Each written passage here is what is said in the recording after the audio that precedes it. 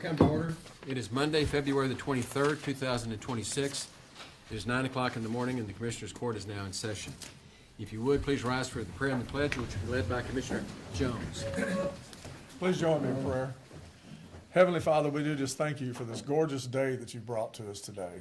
There are so many things going on here in this community right now that just have things kind of in a whirlwind, but now's the time to stop and celebrate you. Father, we've looked around and all the warriors that you have called to come in and serve this community. We just pray blessings over them, the recovery that's going on in this community. Father, all the leadership that we've seen step up, we know that's all being done in your name. So, Father, be with us, guide us, direct us, help us to use good discernment in all decisions that we make here as a court. Father, continue to bless those that are serving this community and continue to lift those up that are still struggling in this community. In all things, we put our faith and trust in you wholly. And it's in your Son's name we pray. Amen. Amen. I pledge allegiance to the flag of the United States of America and to the republic for which it stands, one nation, under God, indivisible, with liberty and justice for all. Honor the Texas flag. I pledge allegiance to thee, Texas, one state, under God, one and indivisible. Please be seated.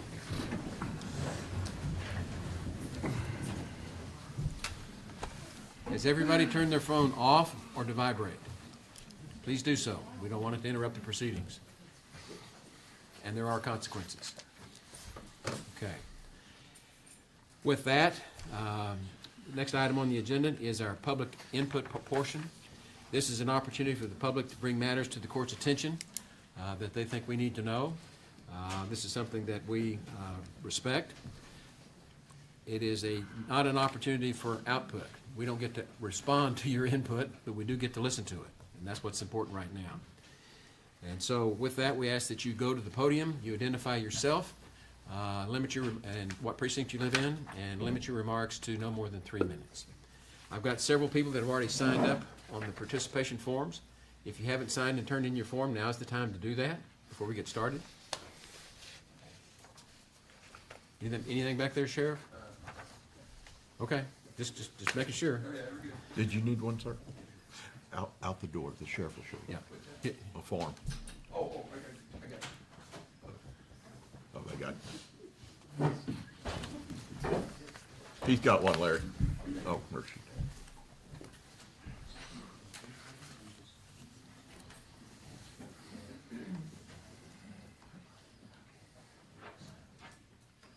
This is probably the most commotion we've had with public input since we've been on the bench. Right. It's going to be good. It's going to be good. Well, it's all good. He's good. He's on the agenda already. He is on the agenda? Yeah. Okay. Okay. And let me clarify that. If there's a matter that you want to address the court that is on the agenda, we ask that you reserve your time to speak to us when that agenda item is called. That would be more relevant for us. That way we do have the opportunity to give you our output. So with that, the first person I have on the agenda is Sandy Griffin. Thank you. I'm not sure an agenda item got added at the late minute, but thanks for No. letting me talk. It's not, but I read your letter. Oh, good, okay. All right, well, I did write a letter, and I know early on, this is in relation to the flood. I know early on, I believe it was Task Force 1 that established zones, and mainly for search and rescue. And we were all told early on also that we would eventually be authorized to burn in those zones, and these are all affected areas. And the burn zone and the burn ban recording still says you cannot burn in the affected areas. So I would like for something to be considered as far as who has the authority to start authorizing those zones to burn when the burn ban is off. And I'm not sure it's being done right now. That's it. Thank you. Thank you. Next we have on the agenda is Helen Hurd. Saw her just a minute ago. There she is. Good morning, Judge, Commissioners. On Monday, February 9th of this year, I requested that the court waive the usage fees charged by the Kerrville Expo Center for the Kerr County Republican Party precinct conventions on March the 9th and the county convention on March the 28th, as has been done in the past. There are approximately 40,000 registered voters in Kerr County, and of those, approximately 32,000 consider themselves to be Republicans. All of the commissioners on this court also say they are Republicans, and some have donated in the past to the operating expenses of the party.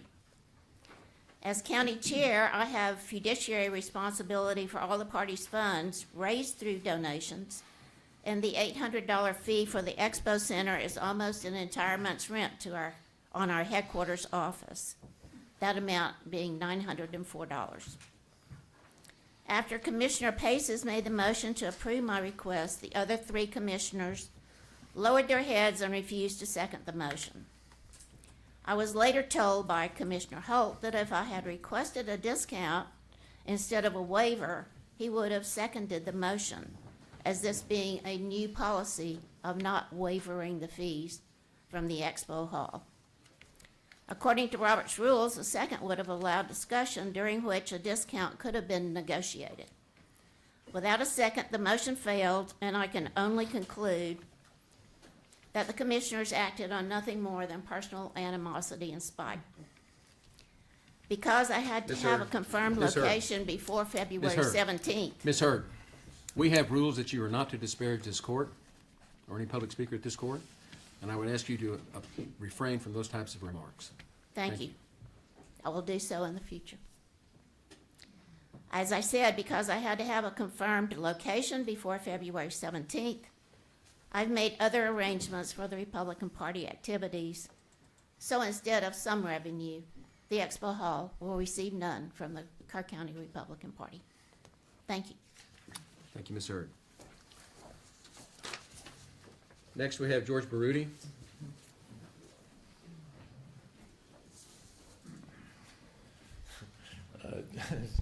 George Brody, what are you telling me now? Precinct 1, is that what I'm supposed to say?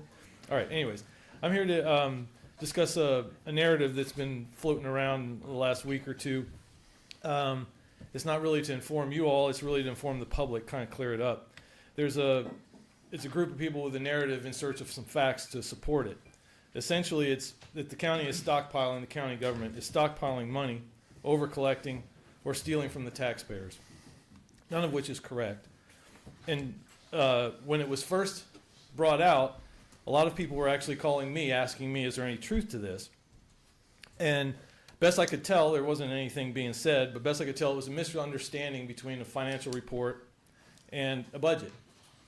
And the notion that there was $73 million of stockpiled money really involved investment in capital projects in the county. And so it was a matter of the value of the operation increasing by $73 million over 10 years.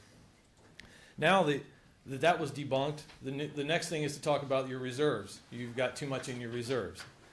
You have to understand what the reserves really are. It's not a rainy day fund. It's a cash flow reserves. That's what it's designed to be.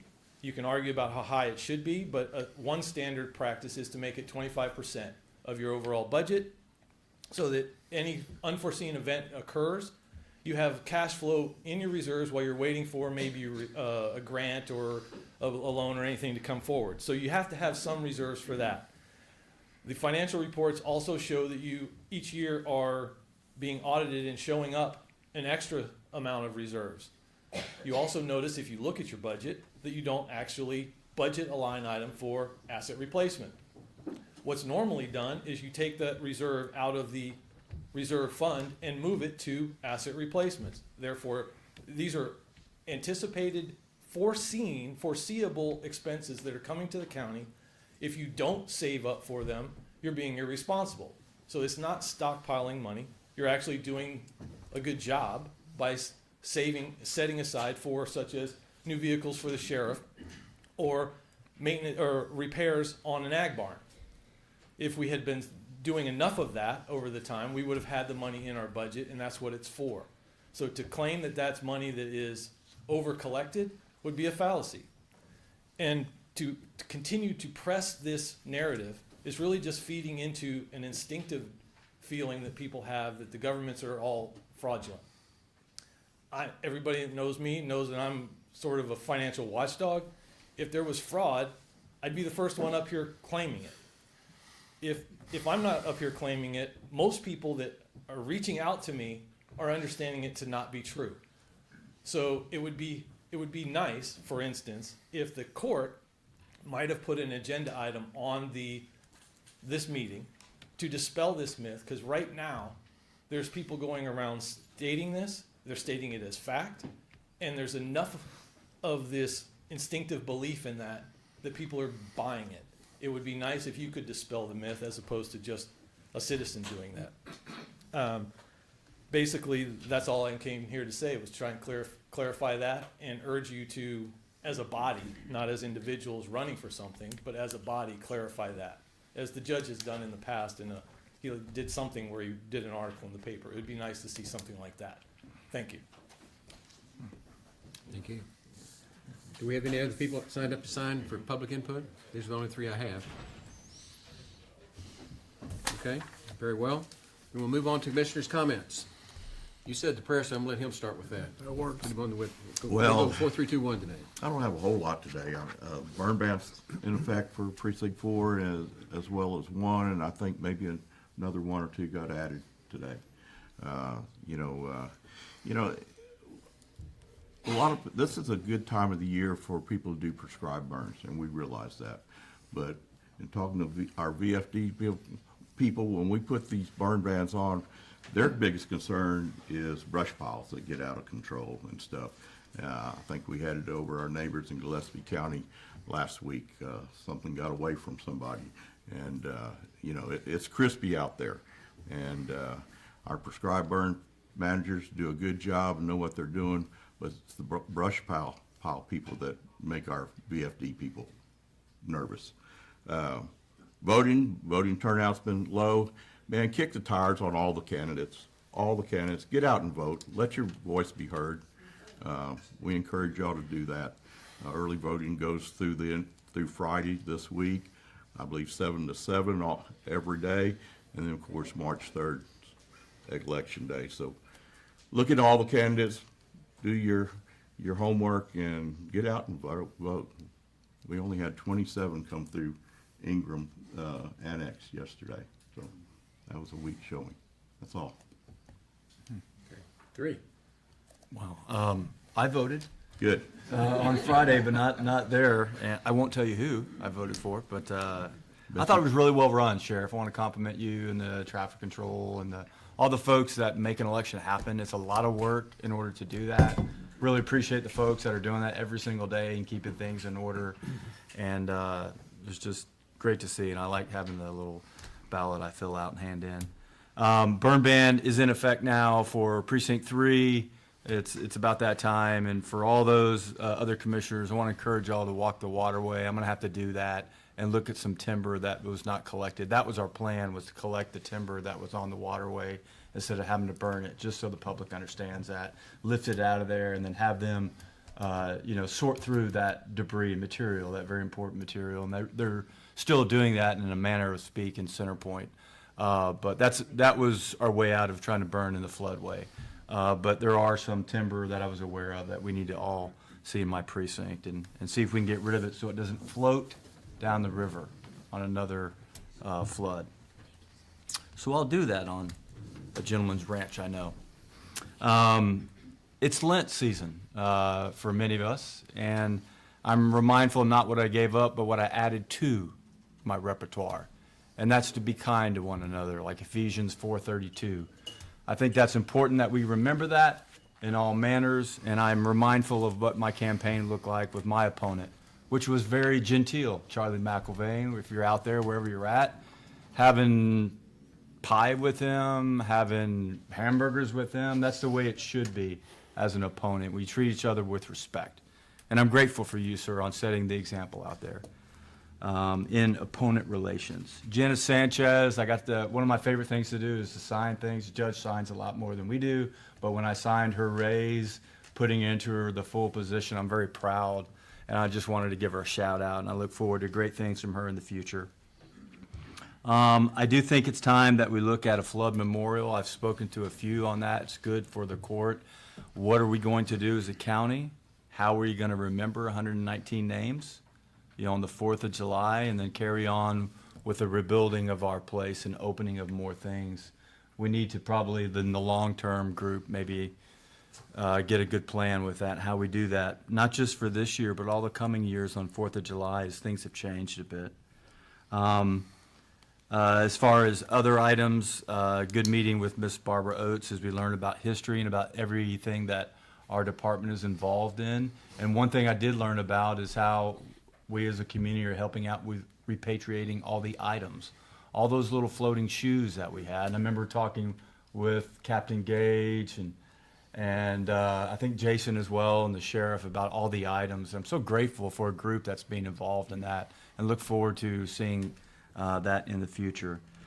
Lastly, got to spend some time with Wes Verdell this weekend, and just not just a great guy, but just a great representative for our community. I'm very grateful to have him there, as he does talk a lot, and he, I call him BOT. I know I'm going a little bit long-winded, but BOT is what I call him, book on tape. Now, and I learned so much about the state and the finances and about how everything is revenue and how it comes and the voting. It was just, man, I wish I could share so much of that, but I'm going to have to ask that y'all take a car trip with him. That's all from Precinct 3. Thank you. Precinct 2. Okay, well, the burn ban is back in place. That was as of 8 a.m. this morning. The minutes from our last Aggregate Production Operators Advisory Council meeting were sent out last week, so they're available. I did attend a workshop that Tatum put on last week on emergency management for public officials. I thought it was a really good workshop. I'm just a little disappointed that we didn't have other public officials there, but I do understand that the judge has already been through that training, so you're off the hook. Well, I tried to go. They've been giving me my student number. Oh. Okay, had an excellent meeting with TxDOT down in Centerpoint on the 11th to discuss safety concerns, the bridge surface repair that needs to be done after the flood, the possibility of installing a crosswalk and better warning signs and lighting. So TxDOT did inform us that they're nearing their internal approval for the crosswalk. We actually requested that back in 2024 and had a public hearing on it. So they are moving forward, and I think that's going to be a great addition to the community, particularly in light of all the development in Centerpoint with all the commerce that's going on down there. They also agreed to take a look at the speed limit on the 480 bridge, which a lot of folks have complained about because they're hitting the top of the hill by Skyline Drive, still doing 40. I know. So that's a problem. And then, of course, we're working on some additional parking.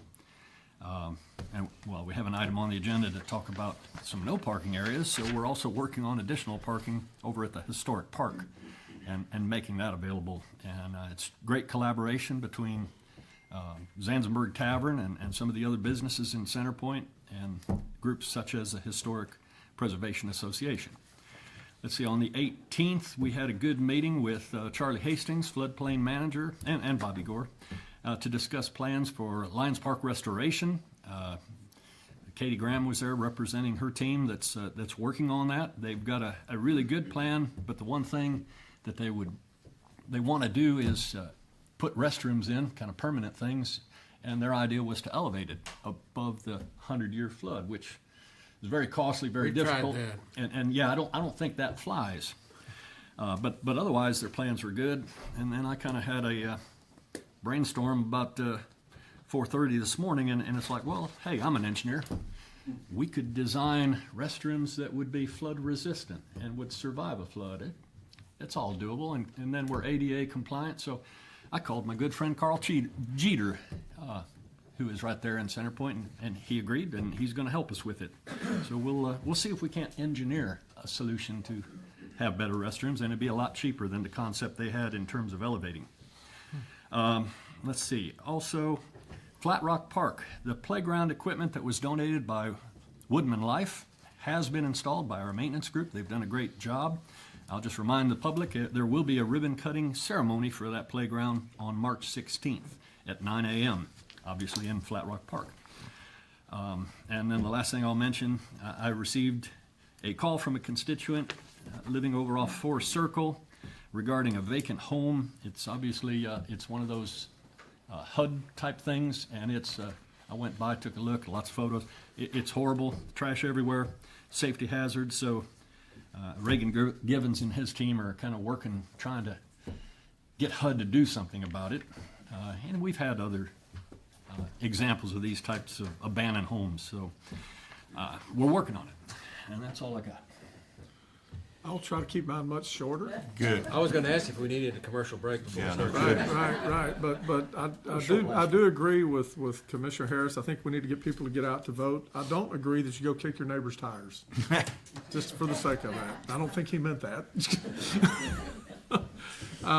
Look, I want to be more encouraging about what's going on in this county right now, because I've been in the River Riparian group meetings.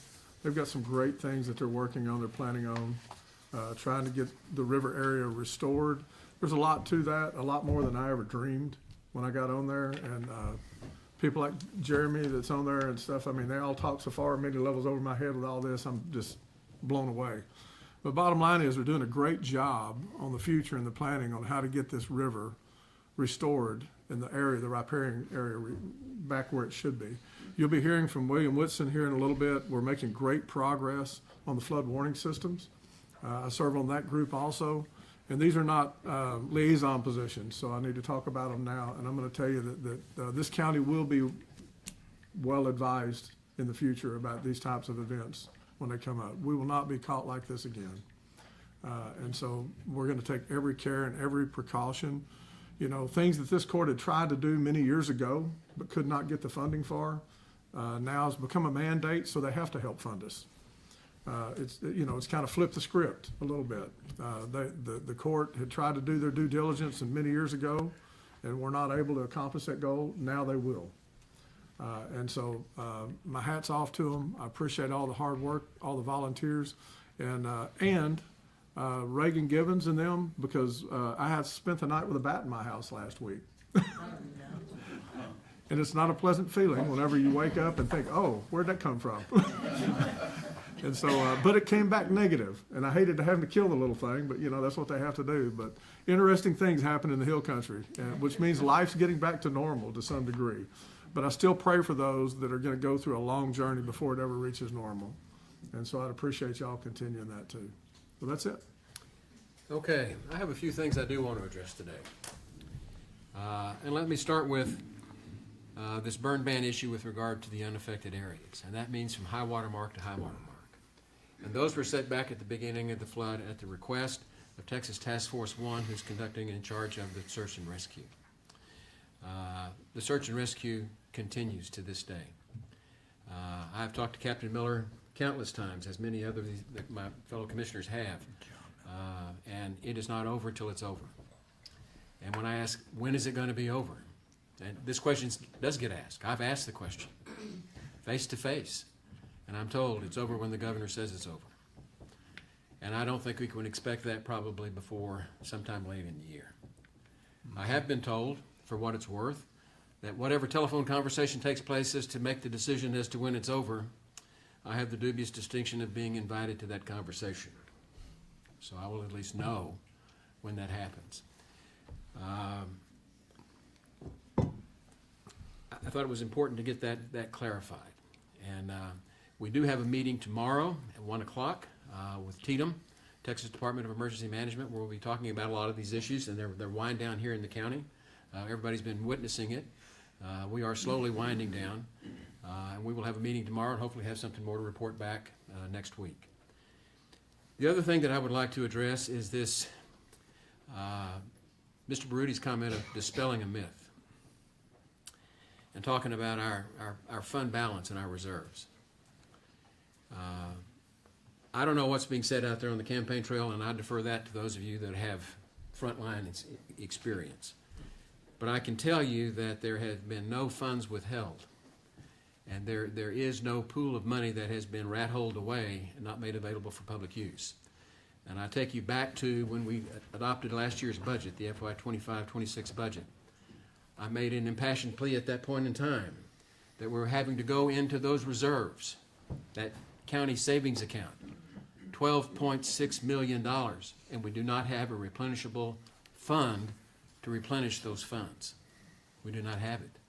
Coming into this budget cycle here in just a couple of months, that $12.6 million contribution out of our savings last year represents a big hole as we start our budget process this coming year, because we don't have that money coming back in. And I think it's important that the public understand that, and that these are crisis times. We are still in a disaster. And so with that, there may be some references to flood memorials and everything. A lot of that topic is being handled by our long-term recovery groups. I'm sure we'll hear a little bit more about that as time goes on, but it is not being neglected, I can assure you. So with that, let's move on to the consideration agenda. When I read the agenda this morning, it looked deviously short. It's a trick. And it is a trick. I mentioned it to our court coordinator on the way out of my office. I mentioned it to Commissioner Harris coming in here. Every time it looks like we're going to have a quick meeting, we don't. And so you need to buckle up for a little while. This is going to go on. The first thing we're going to do are timed items. And I have 1, 2, 3, 4, 5, 6, 7, 8, 9 timed items before the break. And then we have 2 more timed items after the break. So, and then we have those items that are not timed, and we pick those up in between, just so you know how this dance is gonna play out. So the first item on the agenda is item 1.1, update regarding the Kerr County Long-Term Recovery Group and the Flood Warning System Grant with the Texas Water Development Board. And we have good news coming from William Woodson. Thank you, Judge, members of the commission. Appreciate you making this opportunity available. Let me just say, first of all, that there's a lot of things going on, and our recovery is comprehensive. It's going to cover things you can't even imagine, all the way down to the obvious. So I just wanted to kind of give you an update, and then we'll be back in a few weeks at your convenience to kind of keep you involved and keep you updated on the progress overall. Next slide. I think we have you on speed dial, don't we? Yes, sir. Anytime you want me. This is my partner, Kim Fouch. She's the better looking and smarter one of our group. But basically, between Kim and I, we have about 60 years of long-term recovery and disaster management experience. And that's why we were brought in to help augment your team and supplement your efforts here. Next slide. The long-term recovery is built on these pillars. There are other things going on that fit within these principles, but obviously housing led out because and the community foundation was here. They had funds available. That's usually something that takes years to do. You don't have to wait years because of the donations that were given, and they're working with us and with the other VOADs in the area, volunteers and disasters, and they're making great headway on the housing front. We also have a whole group working on emotional and spiritual well-being. That's where the discussion about the memorials and other things are happening. There's some exciting plans.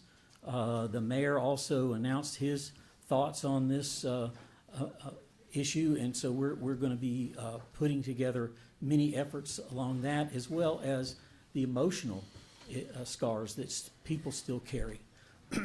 We are working hard on business assistance, and I'll give you a few highlights there. Public infrastructure, obvious that we're going to have to repair some of those things and fix those things and put new things in place. And of course, one of the big principles of the recovery is healing the river. Next slide. This is a picture of our committee system. The great thing about the committee system is that it's made up of citizens. And many of these citizens are experts.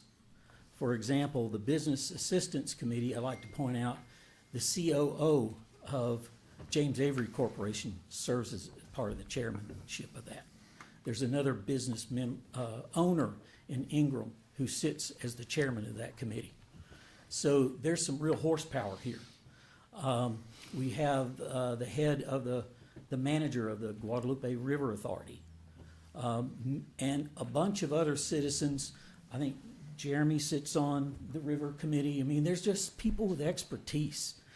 And it is this community, I have been struck, because I've been working in lots of different disasters. The talent level you have here is off the charts. And people have not hesitated. They didn't say, oh, I got to make money.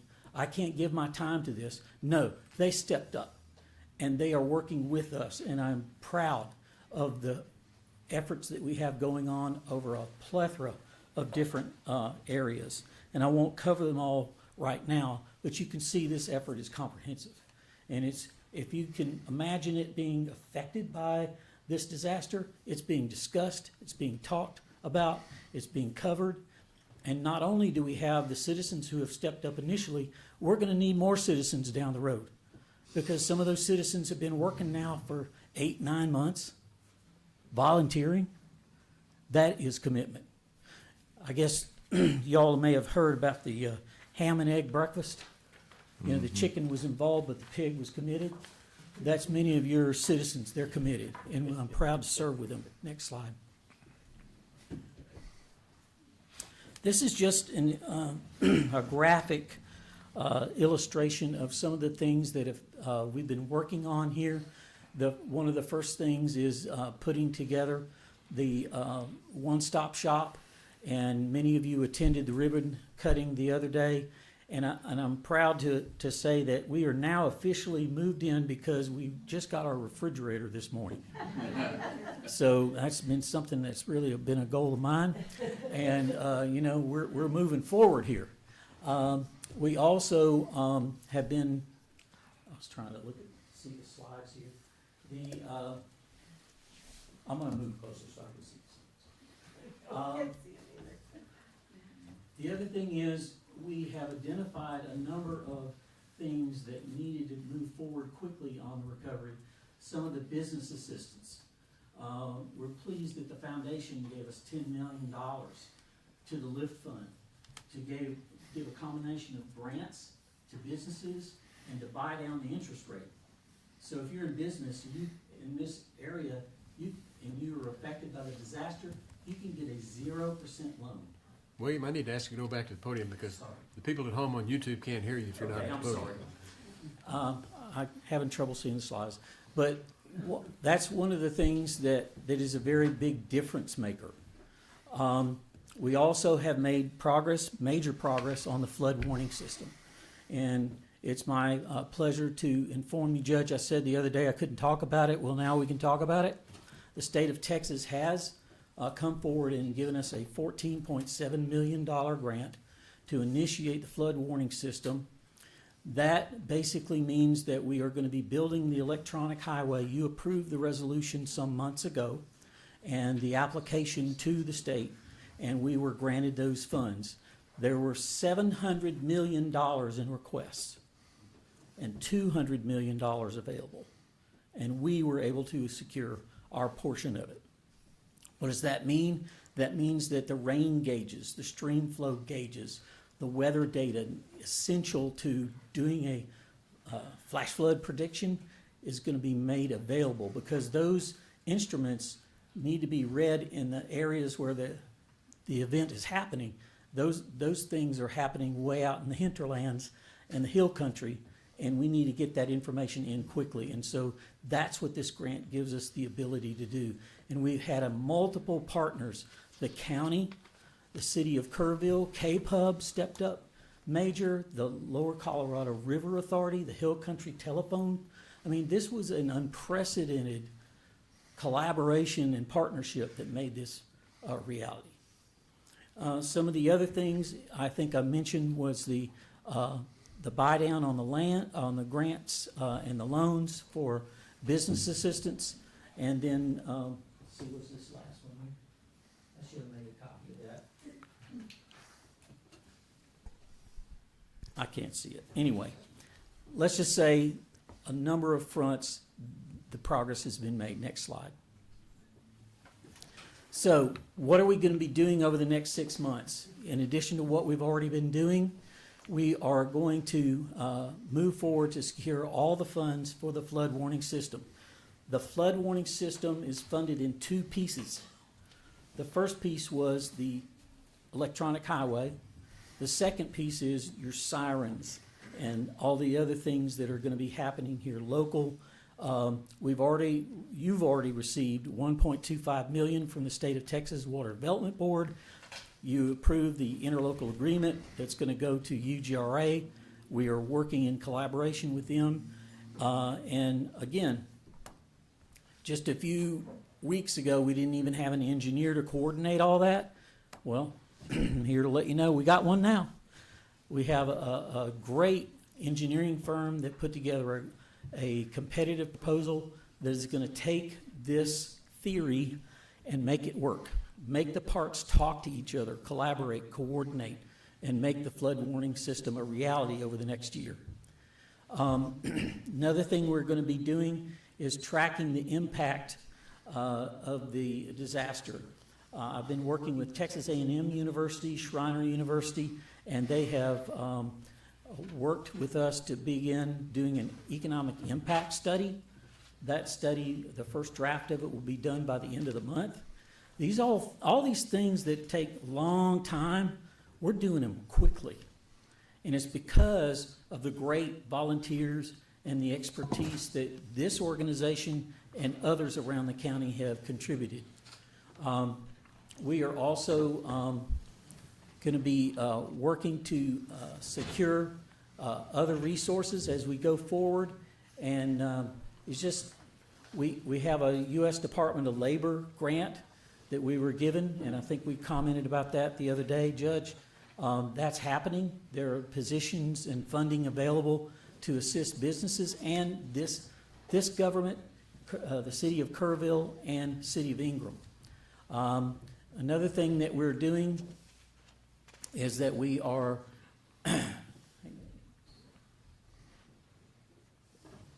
oh yes, sorry about that. We have something called the RIM, the Recovery in Motion Report. We are taking all of these projects, and there are hundreds of them, and putting them into one report and tracking them. So the tracking is, okay, this was related to the flood.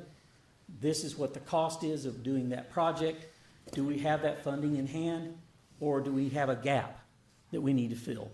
So we're tracking all of that, and we're trying to bring it together so that we not only know what needs to be done, we know what the price tag is for it. And we know that even though there was a lot of funds coming into the county and to the community foundation, wonderful thing from all over the world, it still wasn't enough. And we have the data to show that delta, and we're going to try to go after the funds necessary to tackle those things as best we can, one at a time. It's going to be a collaboration between the federal, state, and local effort and community foundations that gets those gaps filled. And then finally, one of the things we're going to be doing over the next few months is, you saw the system. You saw how it worked. Small businesses were kind of left holding the bag in many places. Well, we're going to write a white paper. We're going to point that out to the powers that be and start talking about how we can make changes in the Stafford Act, how we can make changes in the system to make sure that those things are addressed in future disasters. Next slide. So what are some of the challenges that we faced and we are going to continue to face? And that's the intergovernmental cooperation and coordination. A lot of moving parts, a lot of responsibilities cutting across various jurisdictions. We are also going to be working with the regional efforts and then the cash flow. You have a project, you need it done within this time frame. Is the money there? Sometimes yes, sometimes no. How do you sequence those things? How do you work through those issues? Those are some of the challenges that we have as a team, and we'll all work together in these working groups to tackle those things. We also want to track the projects. Thank you so much. I should have thought of bringing one myself. You know, we want to track the projects, but we also want to make sure that we do a good job in managing the resources as they come through. So again, we've taken steps to address that. And then again, the long-term recovery model, we want to change that in the future. Next slide. One of the major things that we saw come out of the flood was the amount of damage to the river. And we kind of have a saying in terms of the team, heal the river and you heal the community. This is a focal point for your economy, a focal point for everyone in Kerr County and the surrounding areas. And this is just a visual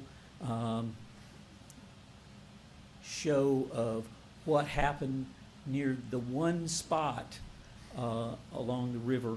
And it just is heartbreaking to see all the loss of trees and vegetation. Next slide. So what we've done, we've taken a two-step approach to how we tackle this. Number one, I didn't even know what a sedge or a grass, I don't know what grasses were, but sedges we have. In other words, they're plants that stabilize the soil. And as an old EPA guy, I know that turbidity leads to pollution and the cloudiness of the water. That's not what you want. You want that bank stabilized again, and we were able to secure funding from the Community Foundation and initiate efforts to hand out, I think it was over 300 or 400 bags of seeds to begin the process of stabilizing the bank so we could cut down on the turbidity, cut down on the soil erosion. And we're going to go for more, and we're going to also go for the education, teach people about the river, how to take care of it, and how to stabilize the soils. Next slide. One of the big initiatives that came out of the river working group is working with the San Antonio Botanical Gardens. They have worked out a program which is scientifically put together to plant over 50,000 trees in this watershed. That's a legacy project. It's something that's important. Yes, we want to stabilize the immediate banks along the river, but we also recognize the loss of trees as being not only a major aesthetic concern, also a major concern to the health and welfare of the river. And the way they went about it was to collect native seeds. We didn't want to kind of go get seeds or trees from foreign places and bring them in here. The seeds they collected this fall already, they had a goal of 100,000 seeds to be collected. They collected 300,000. Again, through volunteers. People here in Kerr County that care about the river and want to give back. Next slide.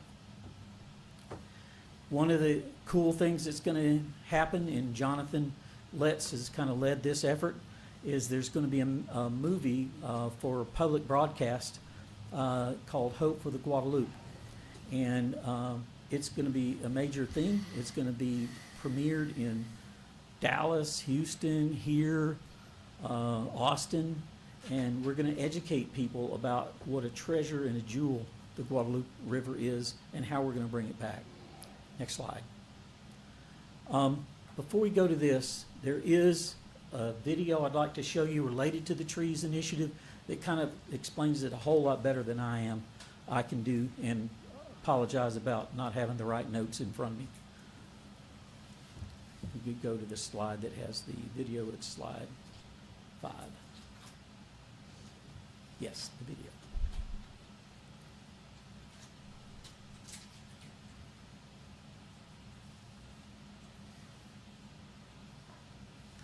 Conservation project in our history. Trees. The Texas Recovery for Ecological and Environmental Stability Initiative is our response to the devastating Kerr County floods. Through this initiative, we are leading a coalition of nonprofits, state agencies, universities, and others to collect native seed, grow, and outplant 50,000 trees in the next 3 to 5 years. Our goal is to replant priority reaches of the Guadalupe River Valley, helping restore the ecological, cultural, and economic fabric of the Texas Hill Country. Areas along the Guadalupe River that were affected by the flood have lost over 90% of their tree cover. What we're doing is essentially giving nature a helping hand here. We're already doing our collections and getting ready for propagation of plants. And then about a year down the line, we will start planting these trees without landowner help on this project, without donor support in plant conservation here in Texas. This would never occur. They allow us to do the work. Thank you. Again, as you can see, the answer to recovery is not just one organization. It's not one source. It's not one, voice. It's many voices. Our job is to collaborate those voices. Our job is to listen. Our job is to work. Our job is to produce. Our job is to help you get this thing moving. And I can already assure you, as a long-term recovery consultant who's done other disasters, you are way ahead. I know some people, get impatient with me about that, but we didn't even really get this far in Harvey till after the first year. So you're moving quickly, you're moving rapidly, I think you're moving well. And again, there's 100 details I didn't cover yet. But I invite you to be part of this process. I invite you to join us. This is a collaborative effort. This is an effort to figure out how we get to yes. There's going to be some roadblocks. There's going to be some disappointments. There's going to be some hard times. But overall, we have a good vision, we have a good plan, and we have the team to execute it, which is led by you and the citizens. Be happy to answer any questions. Well, thank you, William. We've got 2 action items of yours after this, so I want to make Okay. sure that we have time to get to those. Yes, sir. Let me go ahead and call item 1.2, which is to consider, discuss, take appropriate action on a request to appoint 2 members of the court to attend the Kerr Together Long-Term Recovery Group board meetings on the 1st and 3rd Tuesdays of every month. We would invite, we've already had Mr. Jones participate a lot. Judge, I think you've come from time to time. We are under the EDC, so that's kind of the umbrella group. It made sense for the long-term recovery to be partnered up there because you had the city and the county together and other collaborative groups like the ISDs. So again, we would invite more participation. This group needs to help us lead. You get the phone calls. The state legislators call you, they don't call us. But we want to be partners with you and direct those energies and direct those ideas in ways that collaborate and build momentum to solve problems.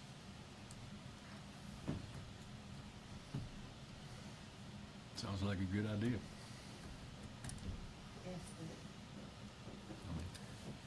Well, let's begin with, we have to work around the Open Meetings Act. Correct. We're a 5-member body. There can only be 3 of us in one place, and that's with a posted meeting. I say only 3 of us in place. As long as we post the meeting, any of us can be in place. But meetings have to be posted. And if there's going to be any action taken, that action has to be identified in what is posted. So, Well, Rob, if you and Commissioner Jones have already been to some of these, would y'all be willing to continue in that capacity? I don't think there's any question. We'll continue to do it. The question is, are you asking for more than us? Yes, but we don't want to open up to the Meetings Act because the reason is a lot of times these ideas start with a discussion and a conversation, and you want the freedom to kind of kick things around, spitball things. Just because you have an idea doesn't mean it's really the right idea, and it takes time to develop these. So, yes, we would invite others, and maybe we could rotate your participation to where we don't violate the Open Meetings Act. We certainly don't want to do that, but at the same time, we would like your participation and your involvement to the extent you're willing. Can I ask you, does it have to be in person, or do you have a virtual connection? We have or- both. Okay. We have both. That's how we've been able, I failed to mention, there's over 220 citizens right now. working in this committee structure. So it is very broad. Let me ask a question, and this is kind of a suggestive question. We regularly post meetings that various commissioners may attend, even though we're not taking any action, but there may be more than 2 of us there. Is this something that we can just include on, we do a number of these, we do about a half a dozen or so. Yeah, at least. And that way, we're all authorized to be there, Yep. okay? And now, I think we're authorized to participate, but I'm not sure we're authorized to take action unless we've posted what that action's gonna be. So that's something that we can do as a matter of form, and just include that in our, as I said, we've got about a half a dozen of these that we post. Sure. Yes, sir, I think that's a good suggestion. These committees meet, they talk. It may take them several debates and meetings to kind of come to consensus, and then once the recommendations are ready, then they go up to our board of directors, which is the chairman of of the working groups. So, yeah, I mean, I think that'd be a good way to handle it. There usually no formal action requested Sure. at these meetings. It Well, becomes that's the a reason momentum. more haven't participated, because we didn't want to violate the open meetings for We understand why we've done what we've done. But if we post them, Yeah. then everybody can. I'll plan to attend as many as I can. Okay. So rather than take action, why don't we just put this as part of our normal course? We'll include these meetings, and we'll try to give you the best head count we can before each meeting. Right, I mean, because we do we would these. never want to violate the Open Meetings Act. Well, this, Oh, we once we can't. post it, we don't violate the Open Yeah. Meetings Act. So- We're there properly. And legally. you all can come as you feel led, and we'll you can keep in touch with us, our office. We're gonna have some staff that kind of keeps the regular cadence going, and you'll know, maybe you don't want to attend this meeting, but this other one has some subject matter you wanted to address, so. And work that way. just as a matter of courtesy, I would ask that those members of the board that plan to attend those meetings to let Jody know that as we post them, we can let you know at least what the latest head count is. Sounds good. Just for our awareness, And whether what we time need to do you post it. normally do those meetings? It's all different times. They never know until Some they of them tell meet us. on That's one Friday of the morning, problems. some of them meet in the afternoon. Yeah. Right. It's all over the Okay. board. Yeah. Good There's deal. no regular meeting time, but the subject matters move around as people, like I say, we're working with volunteers. Well, and we're trying to reconcile these cultures, we live on a pretty fixed time schedule, and we know you do not. Yes. So, but I think if we coordinate that through our court coordinator, But you have to be able to post with 3 days notification, Yeah, right? 3 business days. So my understanding is what Teresa was asking for is because Commissioner Jones and the judge are on the KEDC board, they were requesting 2 separate commissioners to be on this long-term recovery, to attend those meetings. That way you're all informed without a quorum. Right. The That was final my board decision maker is the EDC, but there are a lot of these working groups that have these discussions, and that's where the ideas bubble up. If you plan to do the working groups, that's gonna be a lot more involved. This, when Teresa asked, was just those, I guess, the long-term recovery board. Oh, the board first and meeting, yeah, third. the board meeting first and itself, third. yes. That's what she was wanting. Yeah, because the board is recommending. well, then It why is- don't we get together? We all know what we're dealing with. We know what it is. And Jody is the one that does it for us. Why don't you let us kind of get back to you, and we'll come back with a recommendation of what we think we can do. Okay. But we understand what the issue is. Will that suffice? That'll work. Yes, sir. Okay, let's move on. Let's go to item 1.3. Consider, discuss, and take appropriate action to ratify and confirm the City of Kerrville and Kerr County the Texas Joint Proclamation recognizing Kerr Together Long-Term Recovery Group and opening of the Disaster Relief Center. William? We felt like, Judge, that it was time, especially with the ribbon cutting and the organization of the one-stop shop, that we have an official action recognizing the long-term recovery group. Basically, this has been a while in the making, but I think you can see from what we're doing, we're touching all the issues that are necessary to pull together a plan. And, this plan will go on for another year or two, and we'll want to identify funds that are needed for projects in the future. And we just want to be the official group that works with you in collaboration to get these things done. And so that everyone understands, we had the ribbon cutting and the ceremony back on February the 7th, I believe it was. Yes. So on a Saturday morning. Very nice event, very well attended. And what you're talking about now is for us to issue a proclamation recognizing the role of the Kerr Together Long-Term Recovery Group and the Disaster Relief Center. Yes, sir. And as you said, search and rescue still continues. And that's over when the governor says it's over. But I think the TDM has kind of talked to us about you can run a parallel path now. They feel comfortable that you can do that. So basically, this would make our organization and our effort, long-term recovery, official. Usually you end one and start the other.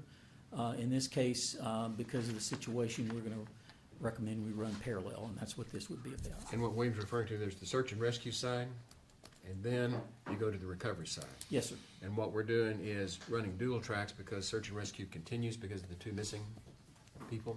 That's right. But we have already initiated the recovery projects. Yes, sir. I move for approval. Second. Got a motion and a second to approve the proclamation recognizing the Kerr Together Long-Term Recovery Group and opening of the Disaster Relief Center as presented. Any discussion? Those in favor, raise your hand. Unanimous. Thank you, William. Thank you, Judge. It's a little past 9:10, and I apologize, Ms. Oates, but I want to get you up here. Yeah. So let me go ahead and call item 1.4, which is to consider, discuss, and take appropriate action regarding the 2025 Kerr County Historical Commission report and introduction of the new members. Barbara Oates. Good morning. I'm the current, Barbara Oates, current chair of the Kerr County Historical Commission. I thank you for this time. This is a responsibility that the Texas Historical Commission gives us, that we're to report out to all of y'all what our activities were. Normally we come in January. The weather kept us from being here, but I'm happy to be here to talk about what we did in 2025. First thing, we want to thank the county for their financial support, the privilege of meeting at the Union Church and the office space in the West Kerr Annex. This new office location has really allowed us to be much more productive as we work to promote, protect, and preserve Kerr County history. Currently, KCHC has 68 members, and today we present 4 individuals, including requesting appointment. Catherine Boyette, who is here, involved in all kinds of things in our community, doing great things. Carol Thompson, Sheila Posey, and Michael Rohr. Some of them had commitments, some of them are working elections, so when we bring people in, like so many organizations, they are already busy people giving back to this community and doing great things. We really believe they're worthy individuals to join KCHC. KCHC had 8 programs in 2025 with presentations from the National Museum of the Pacific War, Shriner University's 100 Years, the Old Fish Hatchery. We had Jonathan Let's come and speak about, historic water trends, and it was a great water discussion. Kerr Wildlife Management Area historical perspective on ecosystems was quite interesting. Fort McCavick came and gave us a history, and we learned about their archaeological things going on there. Lonza Teague from Kerr Arts and Cultural Center came and spoke to us about the upcoming Smithsonian exhibit. More on that later in the report. I'd like to share with you some of the great things going on there. Our community continues to celebrate many 100-year milestones, which we highlight in programming. In January, we were to highlight a discussion, and I understand Greg's here, on the Rotary's 100 years, and we will bring him back in May. We're proud to do that. Each month, thanks to the hard work of Bunny Bond, KCHC produces this newsletter with quite a large distribution beyond our membership and a significant educational outreach to our community. We continue with our rotating case displays, which I'll see here at the courthouse, and that educational outreach is accomplished thanks to Linda Stone, who is here today. Last year, we continued to strengthen our partnerships in the community. We worked closely with the Heart of the Hills Heritage Center on our Living History Camp in June, Children ages 6 to 11 participated in a full week of activities with hands-on learning about Kerr County history. In addition to the camp, KCHC collaborated with the Heritage Center on the exhibit Letters Home, celebrating the service of local veterans through letters they had written home during wartime. The exhibit ran from mid-May through June. It was well received and extensively attended. KCHC also supported the county by producing the permanent exhibit for the Alley Burton Annex. Both those exhibits have actually been uploaded to the portal to Texas History. I don't know if it's online yet, but when we do something big like that, we like to make sure that it gets to the portal and a larger audience sees it. When the flood disaster of July 4th hit the county, KCHC asked, what can we do to help? We were contacted by the Texas Historical Commission experts on restoration of books, photos, and textiles, and we worked with the Heritage Center to get training on how best to support folks as they went through their cleanup efforts. What we then did is we joined forces with an organization called Found on the Guadalupe. That organization was helping process the cleaning, restoring, and reuniting individuals with their belongings. This work with Found continues today with thousands of items that have been returned to those affected by the flood and hundreds of hours of volunteer logged. Just last week when I was in the office, they had received a purse and 3 wallets from the EOC. I don't know how long they've been there, but our founder, Dondi Persan, within 24 hours was able to return that, 3 of those 4 items, and the only reason the 4th was she hadn't made contact. She's a remarkable woman who has done remarkable things, and if you speak to the families and everybody that's been infected, she has done this with discernment, been discreet. I think she's won the confidence of the SARS and the sheriff's departments and the local fire departments. It has basically become one place where people knew things can be dropped off and cared for. But the power to see people reunited with items has been life-changing for those of us who have worked with that organization. KCHC also set about inspecting markers and cemeteries. After the flood, Hunt did lose their marker. Sherman Mill lost their marker, though we found that later. And after inspection, it was determined it could be reused, which was amazing. The Texas Department of Transportation, I don't know if they've placed it already, but they told us that they would. The Hunt marker is going to take more time just because they are so backlogged at the Historical Commission. In August of last year, we put in an application for a marker for Moe Ranch. That was accepted by Texas Historical Commission, and we still await the marker for the Gate of Heaven Cemetery at the State Hospital. 4 years. That tells you how far behind. So we don't have any control over that, but we continue to do the work to research when somebody comes and they want a historical marker put in. In October, KCHC participated in the Kerrville Chamber of Commerce Business Expo as part of our community outreach to highlight our work and recruit individuals who might be interested in working with us. We do look forward to 2026 when we'll celebrate more and more 100-year milestones. Next month, we'll do a program on the 100 years of the courthouse. We encourage you to come. We continue our work with cemeteries, markers, oral histories, and we want you to know we're going to be very involved with the Smithsonian exhibit that's coming. If you do not know about it, Kerrville was one of 6 rural communities, 6 in all of the state of Texas, selected for the Smithsonian exhibit. And the theme this year is Sparks of Innovation. They'll bring a permanent exhibit themselves that will be housed in Kerr Arts and Cultural Center. But then our committee, and there's people all over the community working on this, we get to highlight who are the innovators in our community.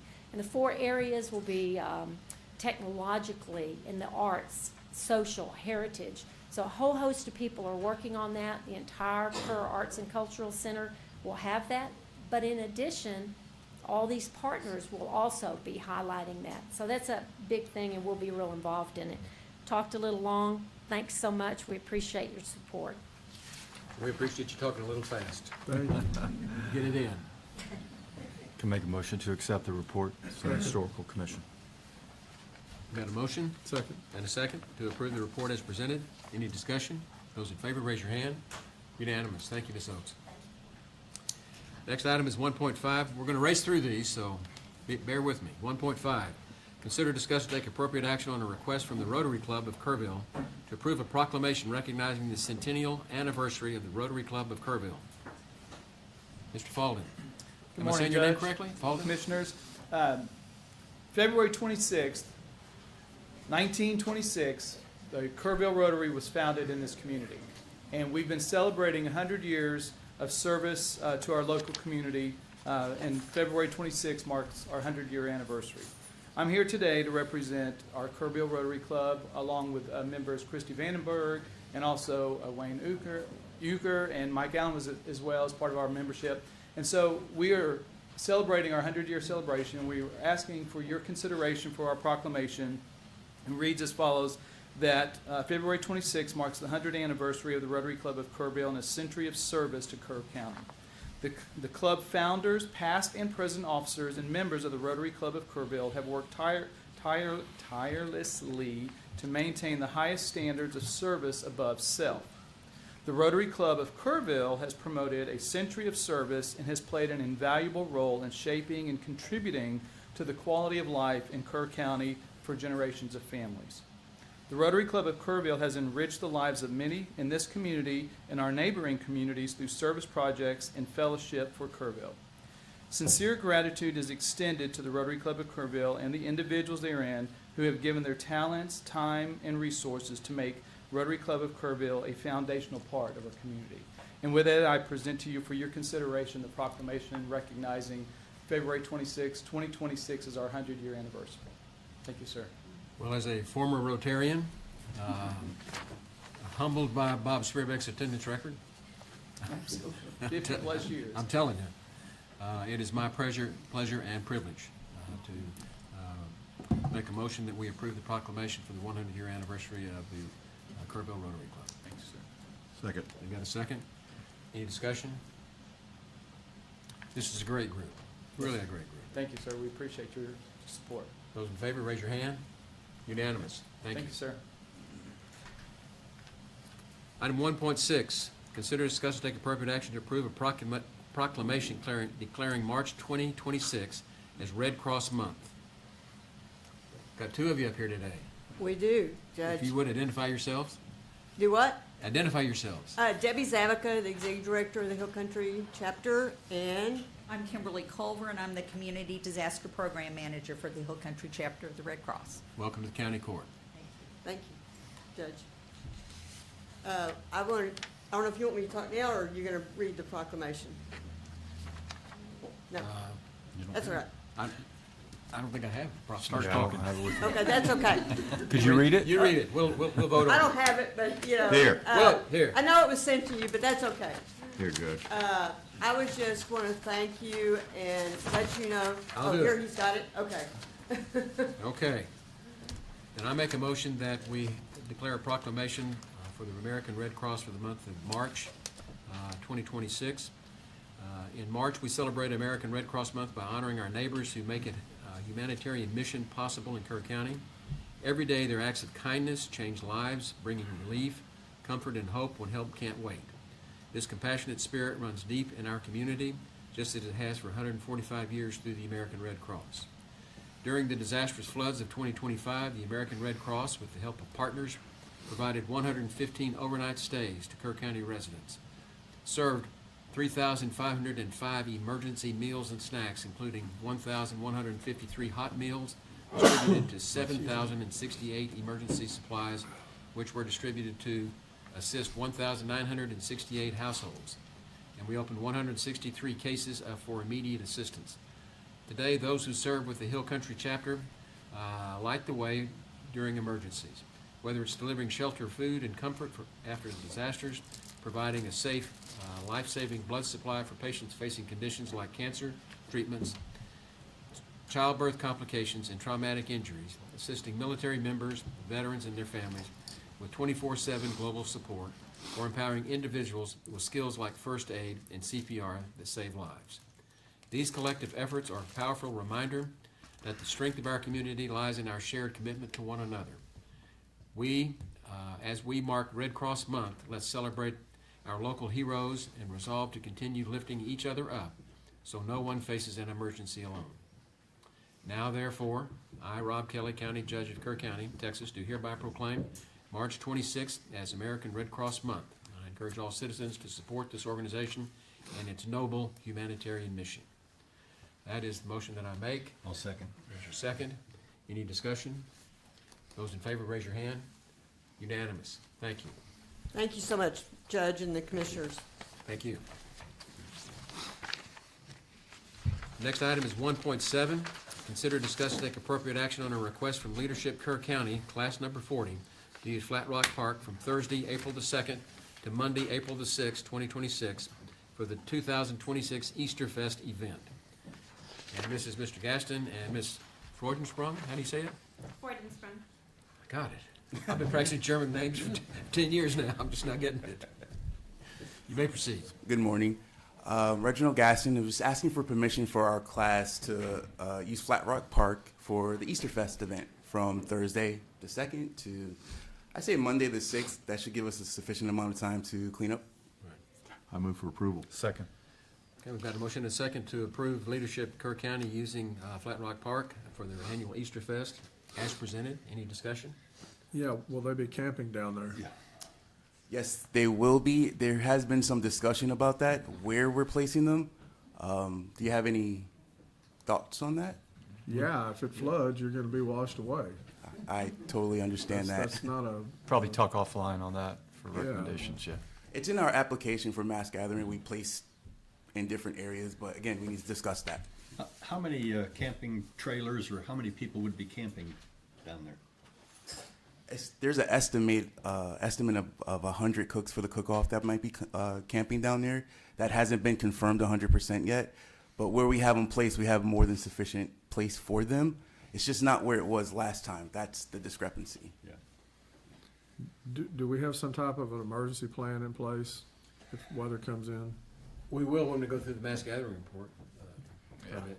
Yes, we do have it written down in the application, Okay. yes. And That's what's important. That's the next thing they're asking for is that mass gathering. Yeah. Right. Okay. I mean, would it be overly difficult to have your stuff up at the Youth Event Center? I mean, we've got a big parking area that's safe. You wouldn't be in a floodway if people at least slept up there. You could still do your cooking down below because people are awake. The camping, that's a great suggestion.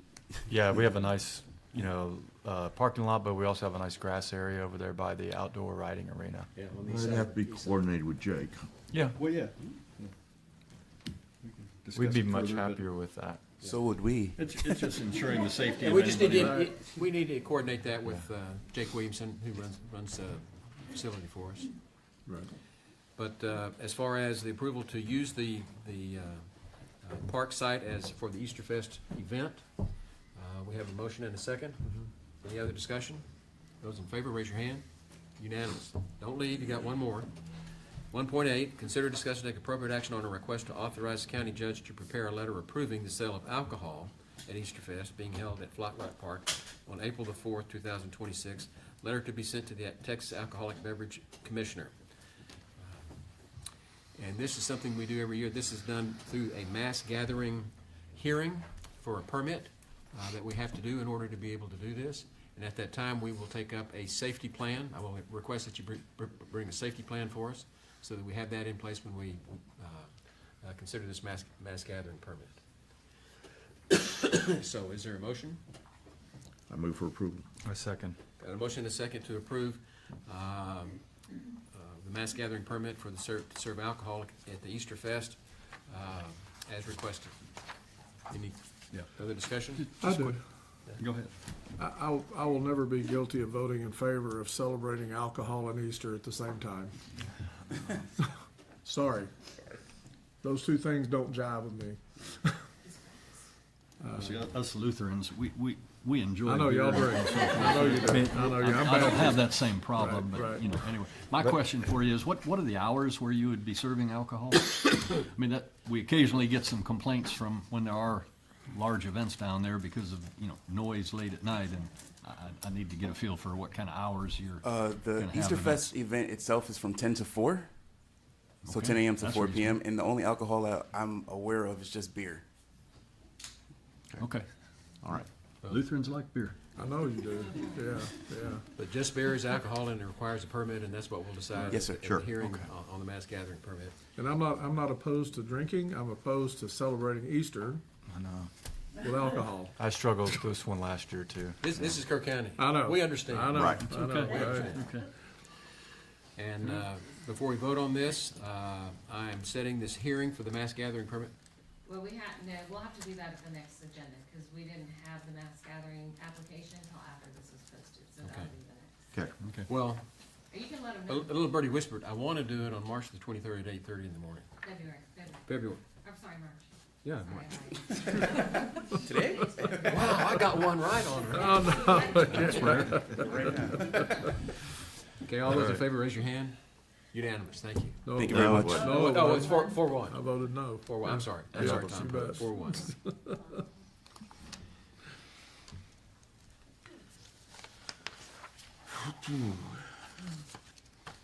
Okay, I'm gonna do one more before we take our morning break. Sheriff, I'm gonna break your stuff down after the break. Trying to get us back on schedule as best we can. This is 1.9, a discussion regarding the 40 days and 40 nights life prayer vigil. Ms. Kuykendall, how do you say it? That's perfect. Thank you. It's Dutch. Sorry. It's Hi. Lutheran, you know.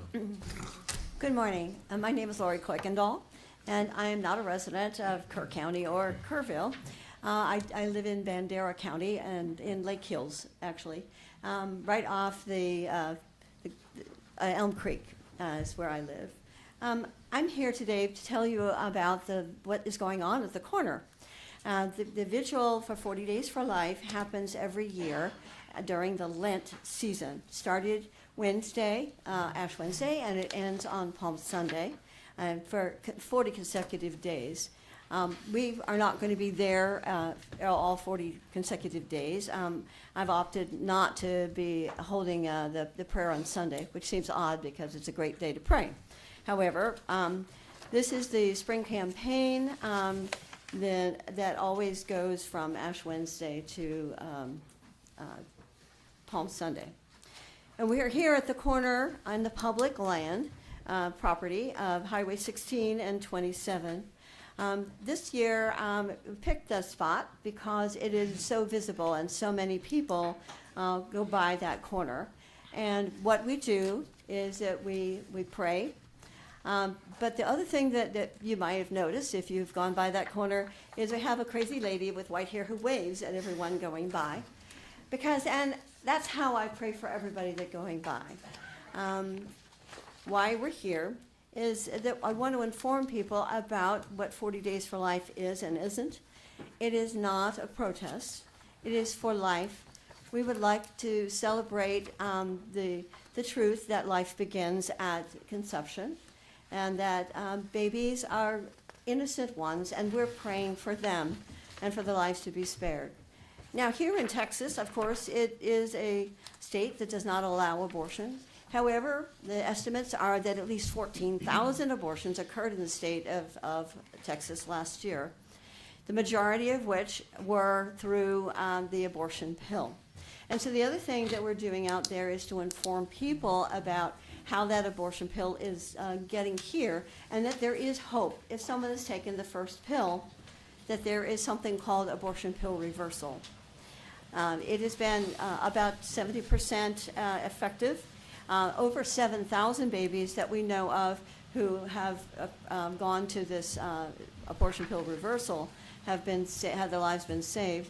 And many women understand that the sooner that they give this perfectly natural antidote to the first pill, that the lives can be saved. So that's why I'm here. But I want to also tell you the other reason why I'm here. On Thursday, when I was out praying, a woman came up and said, "What happened? I know that Texas is a non-abortion state." And I said, yeah, that's true. The law is that abortion is illegal. However, I want you to know that there are abortions still happening. Maybe some of you have read or heard about the fact that there was a woman in Houston who was a midwife who was performing surgical abortions in Houston, all up till she was caught last year. I think it was the end of last year. Ma'am, I And believe so- we're kind of straying from the subject here, which the agenda item is discussion regarding the 40 days, 40 nights for life prayer vigil. Right. And the vigil is specifically prayer and fasting is the three corners of what 40 Days for Life does is prayer and fasting. Community outreach was what I was discussing, because the community outreach is to give people Well, information. Ma'am, that has more to do with your mission. What we're talking about here is you called me wanting to use county property for this demonstration. And I had told you that anything on the sidewalks is public property, belongs to the Yes. state of Texas. Anything on the grounds is also public property, belongs to Kerr County. Yes, sir. And so you're asking for the opportunity, the approval from the court for you to be able to work out there on those sidewalks, as I understand it. Is that correct? That's correct. Yes, the third part of 40 Days for Life is the constant vigil. But what we are doing, sir, is that we are holding signs and we're praying out there. And basically, I wanted to come here to inform you of what was going on. I recognize I've been doing 40 Days for Life for over 12 years, and I do recognize that on the public, we have to be lawful, prayerful, and legal, and on the public. And so I did want to inform the commissioners and the county of why we're doing what we're doing. I move for approval. I second. Your agenda item. You say yes? No There's action no required? action. And second. There's no No action. action, you said? So we can't No, vote? I It said, says- I move for approval. It says discussion only. Oh, discussion only, I'm sorry. Take that back. Okay, it is discussion only. Okay. Thank you Well, very I'm much. sorry. Thank you for what you're doing. Thank you. Anyone can come and join and pray. We can all pray. And I appreciate anyone that would like to come and help. There's a way to sign up online. Thank you. Okay, thank you. Before we take a break, I need to look to my county attorney. I know we have our outside counsel present, and he does charge by the hour, folks. And so, should we take a brief, should we come back into executive session to deal with that? Is that something we're gonna have to deal with on later agenda items? Go ahead before the break and call the executive session item 4.1, then you can go right into executive session after the break. Okay, then moving over to, and we're going to catch up here. Moving over to the executive session, I'm going to go ahead and call item 4.1, which is a closed session for the court to consult with its. Just a point of order. You're going into executive session to discuss the resolution, so item 1.15, is that That's not it, no ma'am, it's 4.1. Over on the Yeah. end of your agenda, it's 4.1. Right, it doesn't relate to item 1.15 at all. There is no 1.15. 1.15? 115. 115? Yeah, that's what she's talking about. The best resolution. I don't know if it does or not, but if we want to hear from the lawyer before we take any action. I just wanted to be sure that public comments would be taken on item 1.15 prior to executive session. Well, we've got to listen to our lawyers, but it is anticipated that it will be taken. She wants to know if she can speak before y'all go into executive session. No. No, But after, before we We're make going to a- listen to the any lawyers decision. first and then come out and people can tell us what they want. Okay. Okay, kind of what they want. Okay. Okay, so this is to consult and seek advice from attorneys. And having called that, we will take our break at this point, and we will come back in executive session. Are we actually taking a couple minute break, or are we gonna? Take a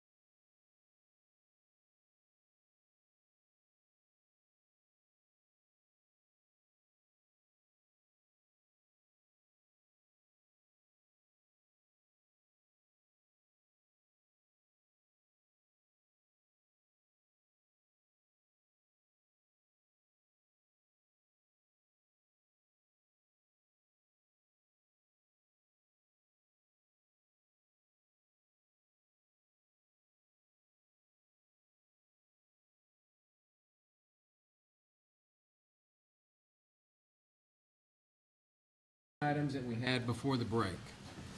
We then went into executive session for the break. We've now come out of the break.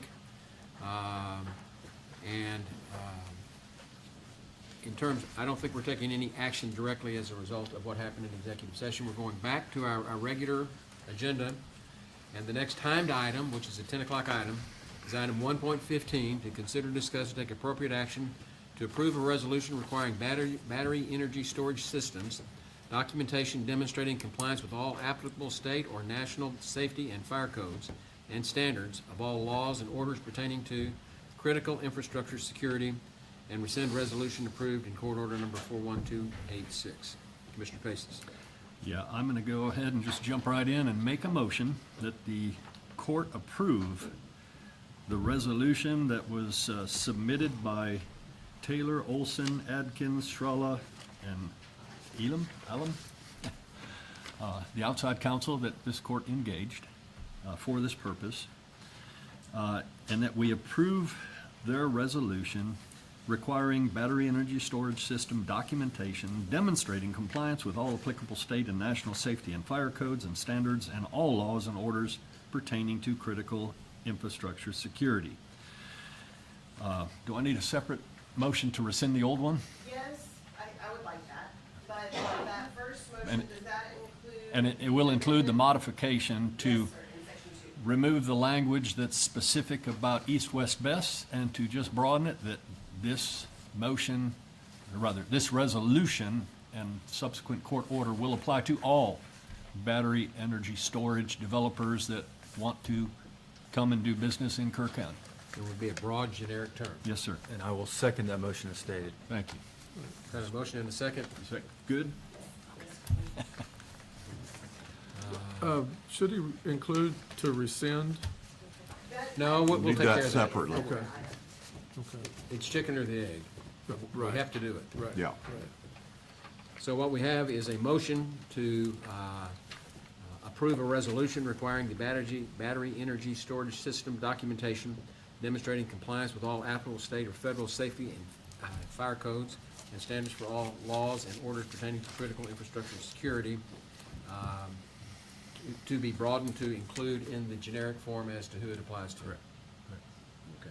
Yes, sir. Any discussion? Do we have a second on that? We got a I motion and a second. second, right? You've Motion got second. speakers. And you got speakers that want to speak. But let me just add in that I'm very pleased with the form of the resolution that we've received.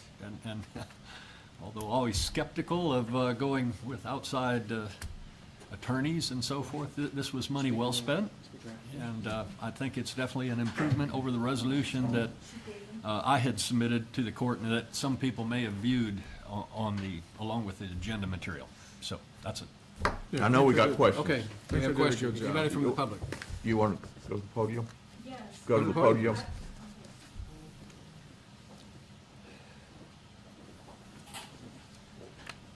Thank you. So I'm Linda Bullard. I'm the Secretary of the Hill Country Energy Subregional Planning Commission, and I'm from Precinct 4 and Precinct 1. And I don't think, so we haven't seen this current version of the resolution.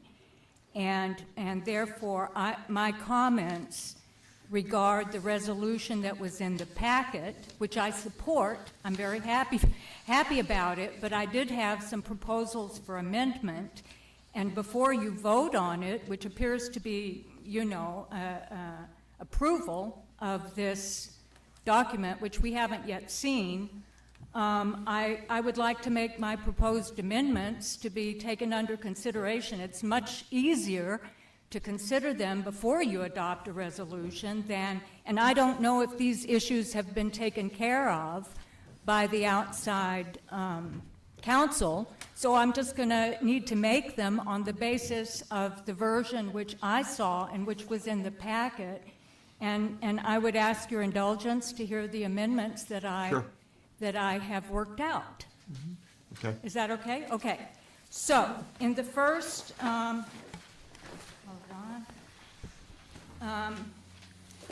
I wanted to be okay, so this resolution, there were two laws adopted as a result of the 89th legislature which directly concerned BESS. Only one of them was referenced in the resolution that was in the packet, and that concerned the fire codes, and that's great. But I wanted to ensure that the second resolution concerning BES, which became law this in 2025, is also included, and that means both in a whereas and in the resolved section. So it would read like this. Whereas Title VI Utilities Code was amended by adding Chapter 303 Battery Energy Storage Facility Agreements, House Bill 3824 of the 89th Legislature, effective September 1st, 2025, which regulates BES on leased property and sets out the requirements for end-of-life removal of such facilities, including financial assurances. Okay? So that's a new paragraph, a new whereas, to go on page 1 before the last whereas on that page. And then the fourth whereas on page 2, that whereas needs to be deleted in its entirety. Since this is not what GA 49 is about, and there's actually nothing in GA 49 which can be applied to county commissioners' courts. It only concerns the state agencies, TDM, PUCT, and ERCOT. So I'm proposing deletion of that. And then the fifth whereas on page 2, delete the word batteries following the acronym CATL in parentheses. Batteries were not specified on the Texas Prohibited Technology list, only the company CATL itself. And replace the word affiliations in that whereas by it's being headquartered in and owned by citizens of the People's Republic of China. Delete the words and the CCP at the end of the sentence. The Chinese Communist Party is not referenced in the Lone Star Infrastructure Protection Act, only the country, the People's Republic of China, and we need to follow what the law says. In the sixth whereas, I'd replace the word mandates in the sentence and replace it with requires. That is to say that it requires the best developers to provide documentation demonstrating compliance rather than mandates. And then moving to the resolved section, I didn't find a reference, and this may have been corrected by the recent modifications, but I didn't find a reference to compliance with UL 9540A, although this is mentioned in the whereases. So I would insert a new item 12 specific to UL 9540A in the list as follows. 12, test data and certification of compliance with UL 9540A, making the current item 12 item 13. And finally, I would propose adding a whole new section at the end of the whereases, of the resolved section, as follows. Furthermore, be it resolved that the following documents shall be submitted by the best developer and their agents, representatives, successors, subsidiaries, and assigns to the AHJ for approval. 14, evidence of the developer's submission to ERCOT of the statutorily required Lone Star Infrastructure Protection Act attestation. And 15, if the best developer has leased property for siting the best, evidence that the requirements of Chapter 303 of Title VI of the Utilities Code have been fully incorporated into the lease agreement, including financial assurance at least equal to the estimated amount by which the cost of removing the BES from the landowner's property, recycling or disposing of all the components of the BES, and restoring the property to as near as reasonably possible the condition of the property as of the date the agreement begins. And those are the items that I noticed which I felt should be amended, and I put them on paper for your convenience and consideration to incorporate in the new resolution. Thank you.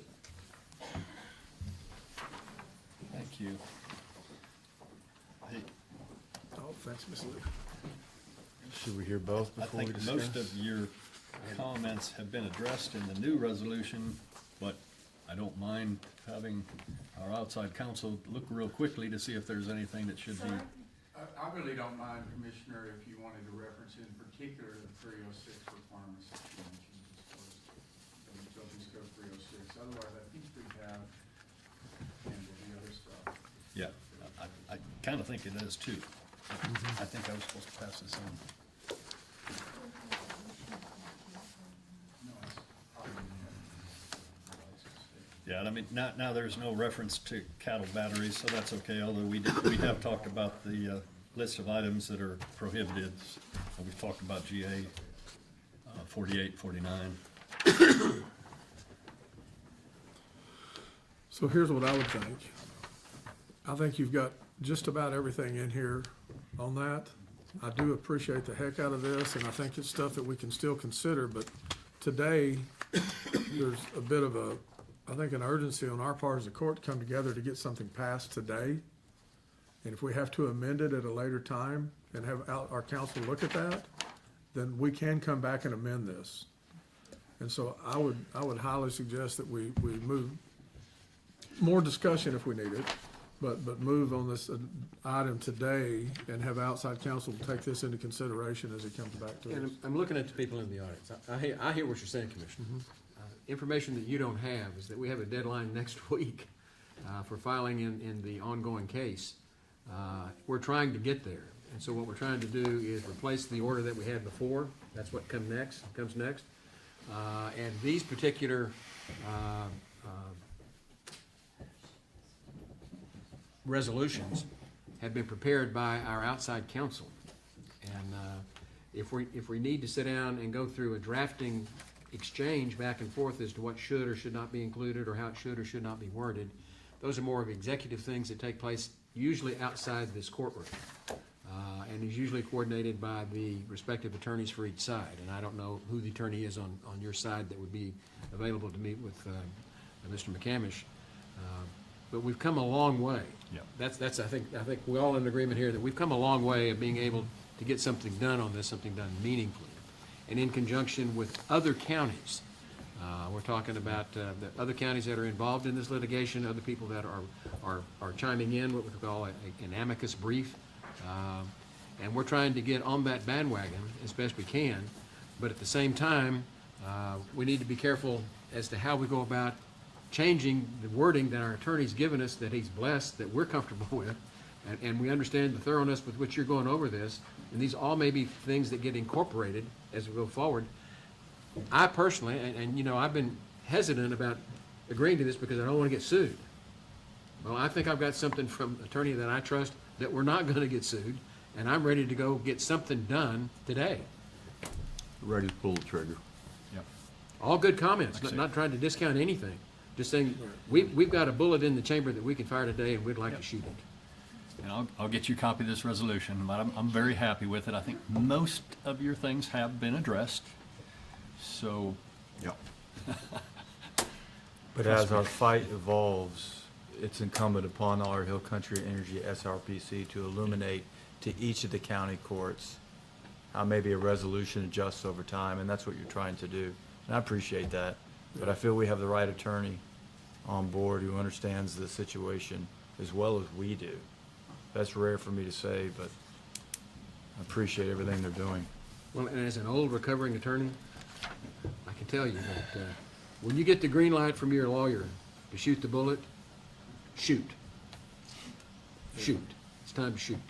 Yeah. Is there any other public input? Were you talking? Well, whatever we need. Is there anybody else? You already got a motion and a second. Motion and a second. do. I guess we'll We're go ahead and ready to vote then. But I want to make sure that the proponents are comfortable with the fact that this is a living document that's going to Yeah. grow, and there's going to have to be some tweaking to it. But we've got something right now with the green light that we can adopt.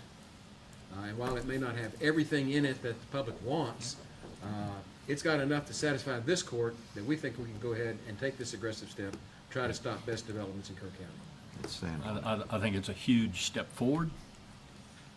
Depending on how the court votes, if it's approved, it'll be a huge win for Kerr County in our fight here. So I'm very happy. You know, if we need to come back and tweak it, we'll do that. You know me. Yeah. So is there any more discussion? Okay, with that, I'm gonna call for a vote. Those in favor, raise your hand. And it's unanimous. Yes. And it's not just a baby step. This is a pretty good sized step. Yeah, it is. Linda, you can have a copy of this resolution that we just agreed. It will be modified slightly. Don't worry about the names on the bottom. And I'm alerting Mick, you're it's probably gonna gonna get be some broad. calls over here as we work on these things. Okay. Anyway, that's great. Thank you. Okay, now we have to Wait. rescind the old motion. Okay. Yes. Let's see, then I'll make a motion that the court rescind resolution that was approved in court order 41286. I believe the date of that was May 27th, 2025. I'll second. Got a motion and a second to rescind court order 41286. Any discussion? Those in favor, raise your hand. Unanimous. Moving on to item 1.16, which is the last of our timed items, finally. Consider, discuss, take appropriate action to contract with a part-time fire marshal for Kerr County to adopt a fire marshal permit and fee schedule for the same, similar to the schedule used by Kendall County. Commissioner Paces. Yeah, I think the public is well aware I've been pushing for this action for quite some time. We had a Commissioners Court workshop in early January to look at battery energy storage and to discuss the pros and cons of a fire marshal in our ability to regulate and ensure the safety of any type of these battery energy storage systems. And again, I'm very appreciative for the outside counsel. I think they've actually prepared a resolution that will address some of the concerns that some members of the court have expressed up here about, you know, we do want a part-time contracted fire marshal with restricted duties. And I think the language that we have in the resolution that's before this court for a decision achieves all of that. I'm very happy with it, and again, it'll be a great win as far as I'm concerned. So I am going to make a motion that the court approve the resolution before us that would allow us to contract a part-time fire marshal for Kerr County. And I guess, do I stop there, or do I talk about the fee schedule? That's not a resolution. Yeah, I love it. Yeah, I'm trying to. It's not a resolution. No. Okay, then it's a court order. I mean, how do I A describe it? contract, it's written in one. We're rescinding an order. 1.16. No, And I we second- already We did rescinded that. the order. You just need to read. I'm both. talking, this is the we're on the fire fire marshal. marshal. 116. And we do have a Where resolution. document contract is presented, Yeah, just what I was written. as it's written, presented. We're talking about this, the same Yeah, thing. right. Which, is it a resolution or a court order? 116 is not a resolution. No. It's contract. Oh, okay. Well, then I'll rescind my motion and make a motion that we adopt the contract For a part-time fire for a marshal, part-time fire marshal for Kerr County, as presented. as presented to the court. Second. And the fees. Thank you. And the fee schedule. I'm looking at the county attorney. Do we get Once you into say that? as presented, we've got it. Yeah. Okay. Okay, so Tried to get this beyond argument. Tanya, Yes, sir. You need to include and the fee schedule as it's written. Okay, then, and the fee schedule as presented. Yes. can this be paid for through professional services? As a part-time contract, I think so. Okay. That's my understanding. Now, discussion. Yes.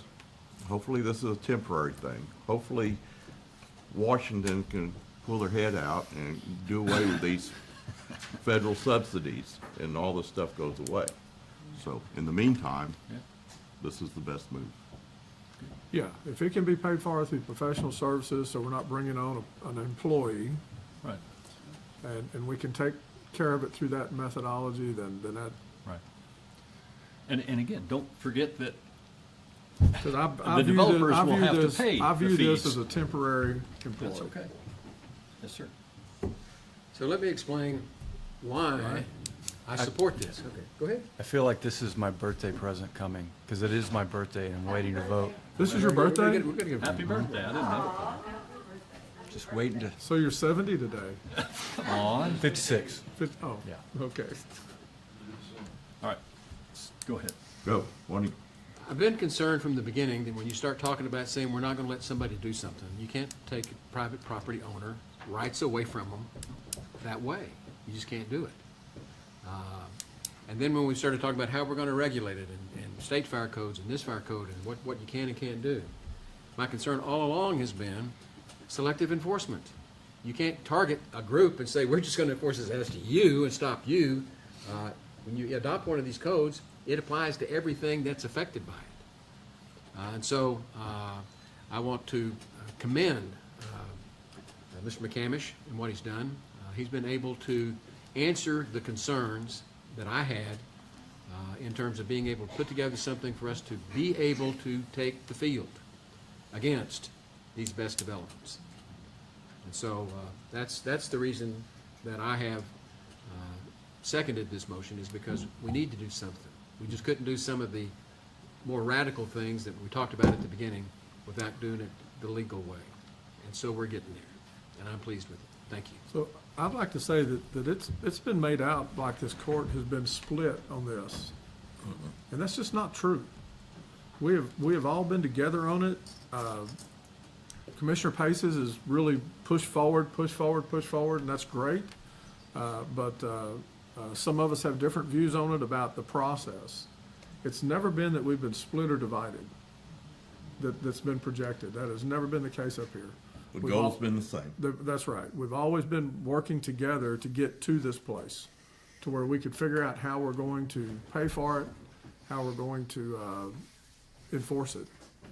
And that all has to be laid out before you do something other than just sign it and see what's in it later, right? And I think that's where we finally are getting to today. And so I appreciate all the hard work. You don't like the Nancy Pelosi approach? I do not. I do not. Anything? No, I'm just ready to vote. Got his birthday. Okay. I know That's all me. he needed. Let's vote. Long Then time coming. everybody that wants to wish Commissioner Holt a happy birthday and vote in favor of this motion, raise your hand. Look at him out I'm there. gonna raise them both. Yeah. Thank you.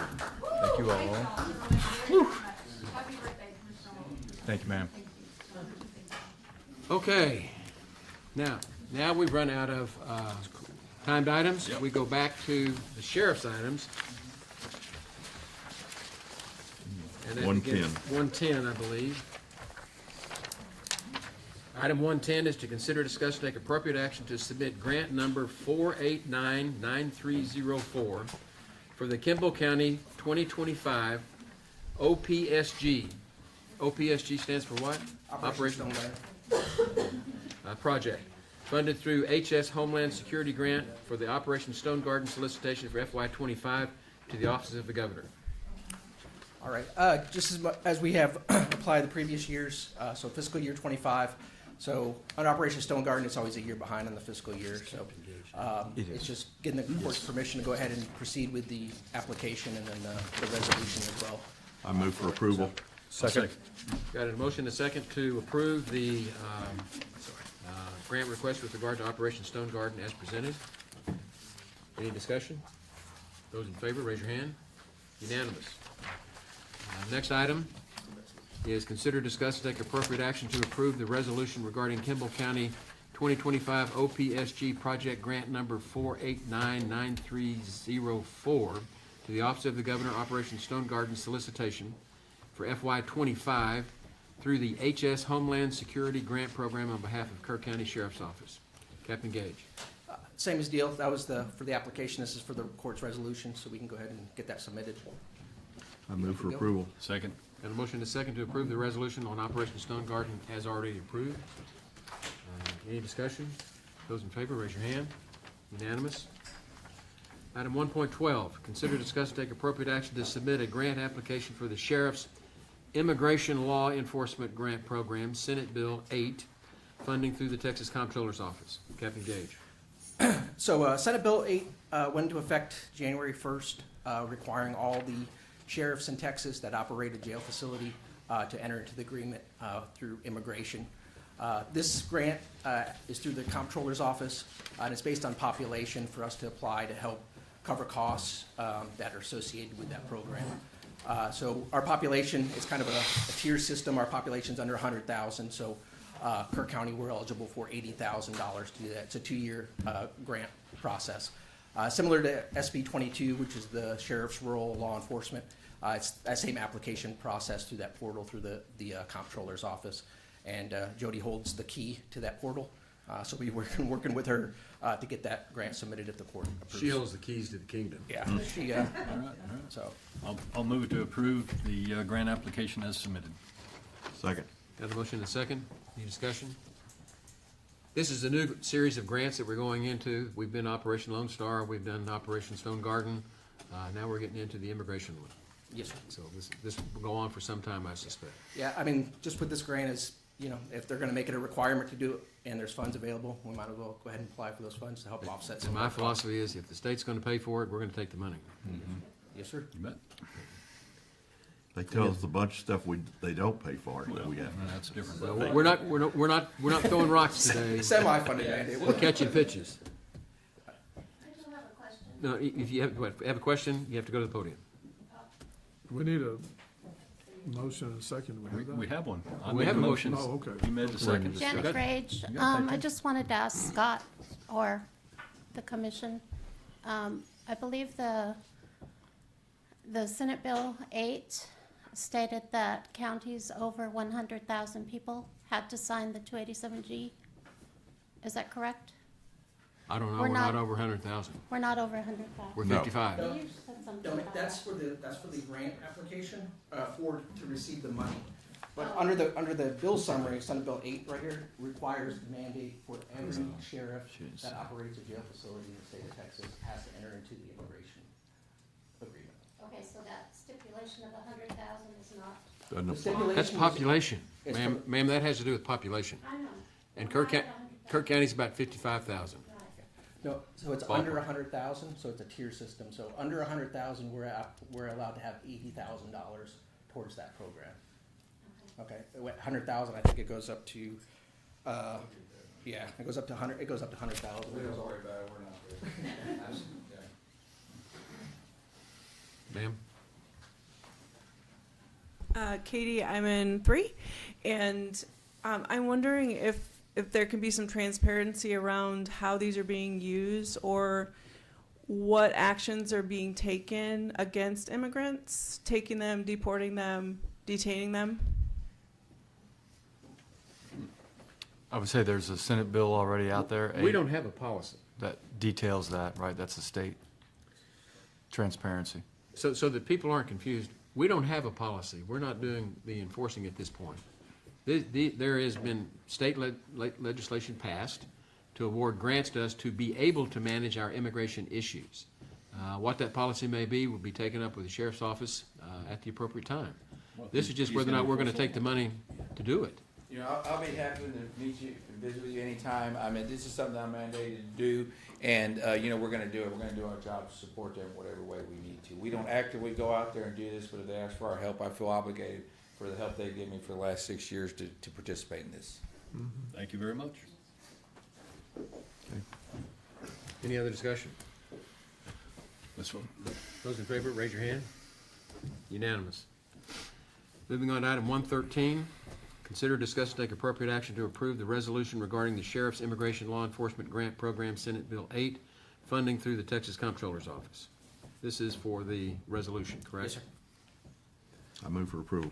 I'll second. Got a motion to second to approve the resolution for the Sheriff's Immigration Law Enforcement Grant Program as presented. Any discussion? Those in favor, raise your hand. Unanimous. Item 1.14, consider, discuss, and take appropriate action to approve the agreement by the Kerr County Sheriff's Office temporarily join the mutual aid for cooperation on law enforcement efforts between the Sheriff's Office of various counties. This is March 30, 26 through April the 3rd, 26, and authorize county judge to sign same. Captain Yeah, Walter. it's just a temporary MOU for those dates. It's in order for us to send our interdiction team to North and Northeast Texas to participate in a criminal addiction task force. Motion And to it gives them approve. jurisdictions in the various counties stated in the MOU. I'll second. Got a motion and a second. These MOUs are critical to law enforcement because that way you're part of a team. And when something happens and you see that it's going to be a bigger problem than you started, than you initially thought when you pulled somebody over or arrested somebody or went to a scene, to be able to call on those neighboring counties to be able to send assistance. And this is a time-honored tradition in law enforcement. Is this just continuation of our mutual aid? No, this that is you a already temporary do? one, so these are, the counties they're gonna be working in is north and northeast Texas counties, north of Dallas, up, north and northeast up to I-30, I-35, and Highway 75 corridors, multiple counties. There's already a North Texas Interdiction Task Force that encompasses all these counties. They're just gonna do a more concentrated, coordinated effort, bringing in interdiction teams from all over the state of Texas, some out-of-state teams, coordinating with state, federal law enforcement agencies to target criminal elements that use these highways to continue their criminal aspects. Instead of it being down here on Yeah, we've I-10 done it down here corridor, we're before, too. going up there. Yeah, we're going up there. It's I kind of understand. they came down here, it's our turn to go up there. Payback, and yes, up sir. there. Now I get it. Yeah. Okay. Any other discussion? Yeah, I was surprised to see Captain Waldrop get up to the podium, so thank you. But I mean, Without mustache. Right. and also, I mean, if there are any assets that come from these various enforcement actions, I mean, we are part of anything that we're involved with up there. So sir. if the federal government, the U.S. Attorney gets involved in any seizure of assets, we are also subject to receive some of those in forfeiture proceedings. So it helps. It can help in the long run. Any other discussion? Sure. Those in favor, raise your hand. Unanimous. Thank you. Okay, skipping down to after the last timed item that we've already called, we'll go to item 1.17, which is to consider and discuss update on matters related to the Hill Country Energy Subregional Planning Commission.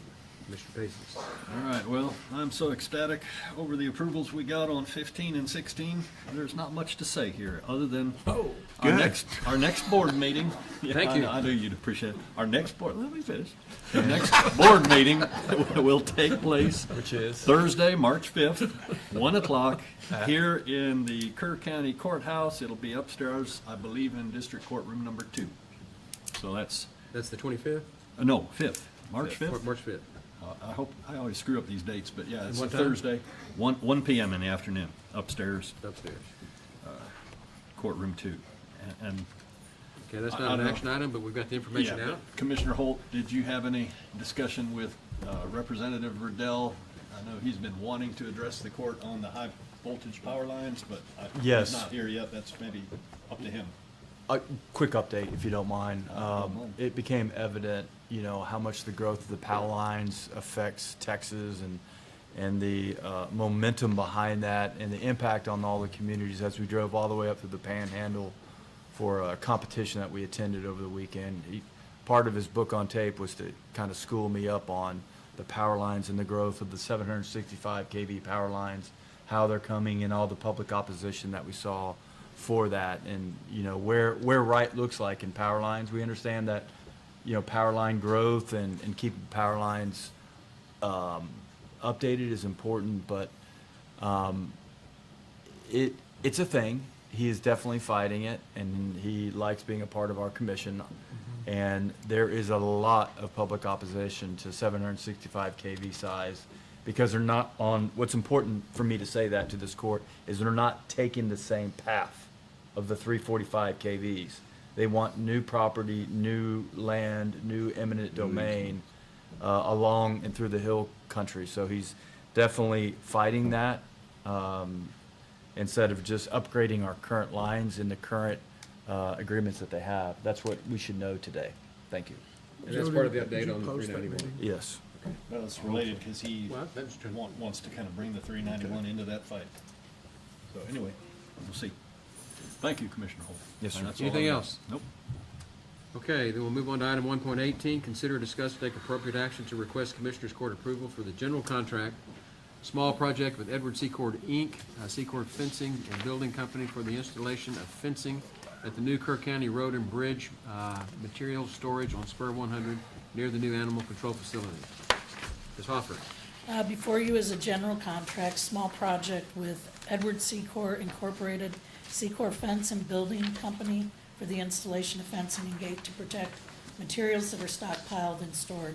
We brought to the court last September of 2025 to have the fence and gate installed, and we ended up just paying for the materials for the project and no installation.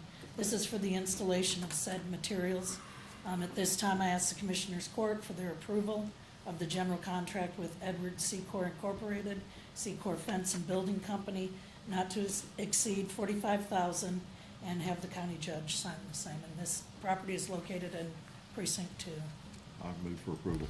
I'll second. Got a motion and a second to approve the contract to Secor for fencing at the materials storage facility for Road and Bridge as presented. Any discussion? Those in favor, raise your hand. Unanimous. Item 1.19, consider, discuss, take appropriate action for the Commissioners Court to set a public hearing regarding the installation of the no parking sign on Skyline Drive South near the intersection of FM 480 in Precinct 2. Ms. Hoffer. The businesses near Skyline and FM 480 made a request to Commissioner Paces regarding the difficulties with visibility when vehicles are parked close to the stop sign on Skyline Drive South and FM 480 in Center Point. The Texas Driver's Handbook states on page 42, do not park or stand a vehicle within 30 feet upon the approach to any flashing signal, stop sign, yield sign, or other traffic control signal located at the side of the road. Commissioner Paces, the deputy sheriff, along with 4 representatives from Road and Bridge met on site on Friday, January 30th, 2026 at 9 a.m.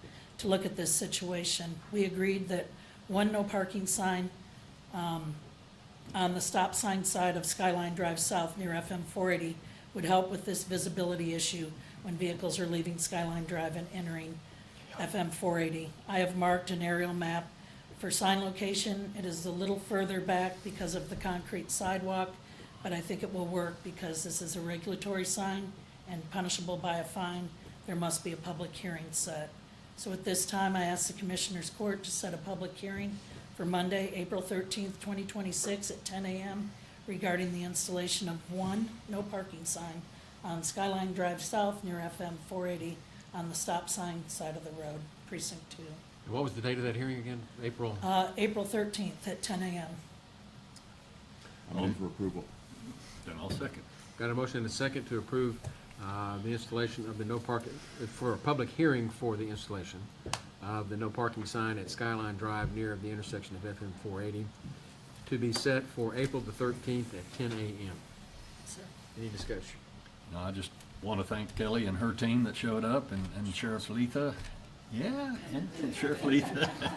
and a couple others that showed up. So this was at the request of the owners of Zanzenberg Tavern.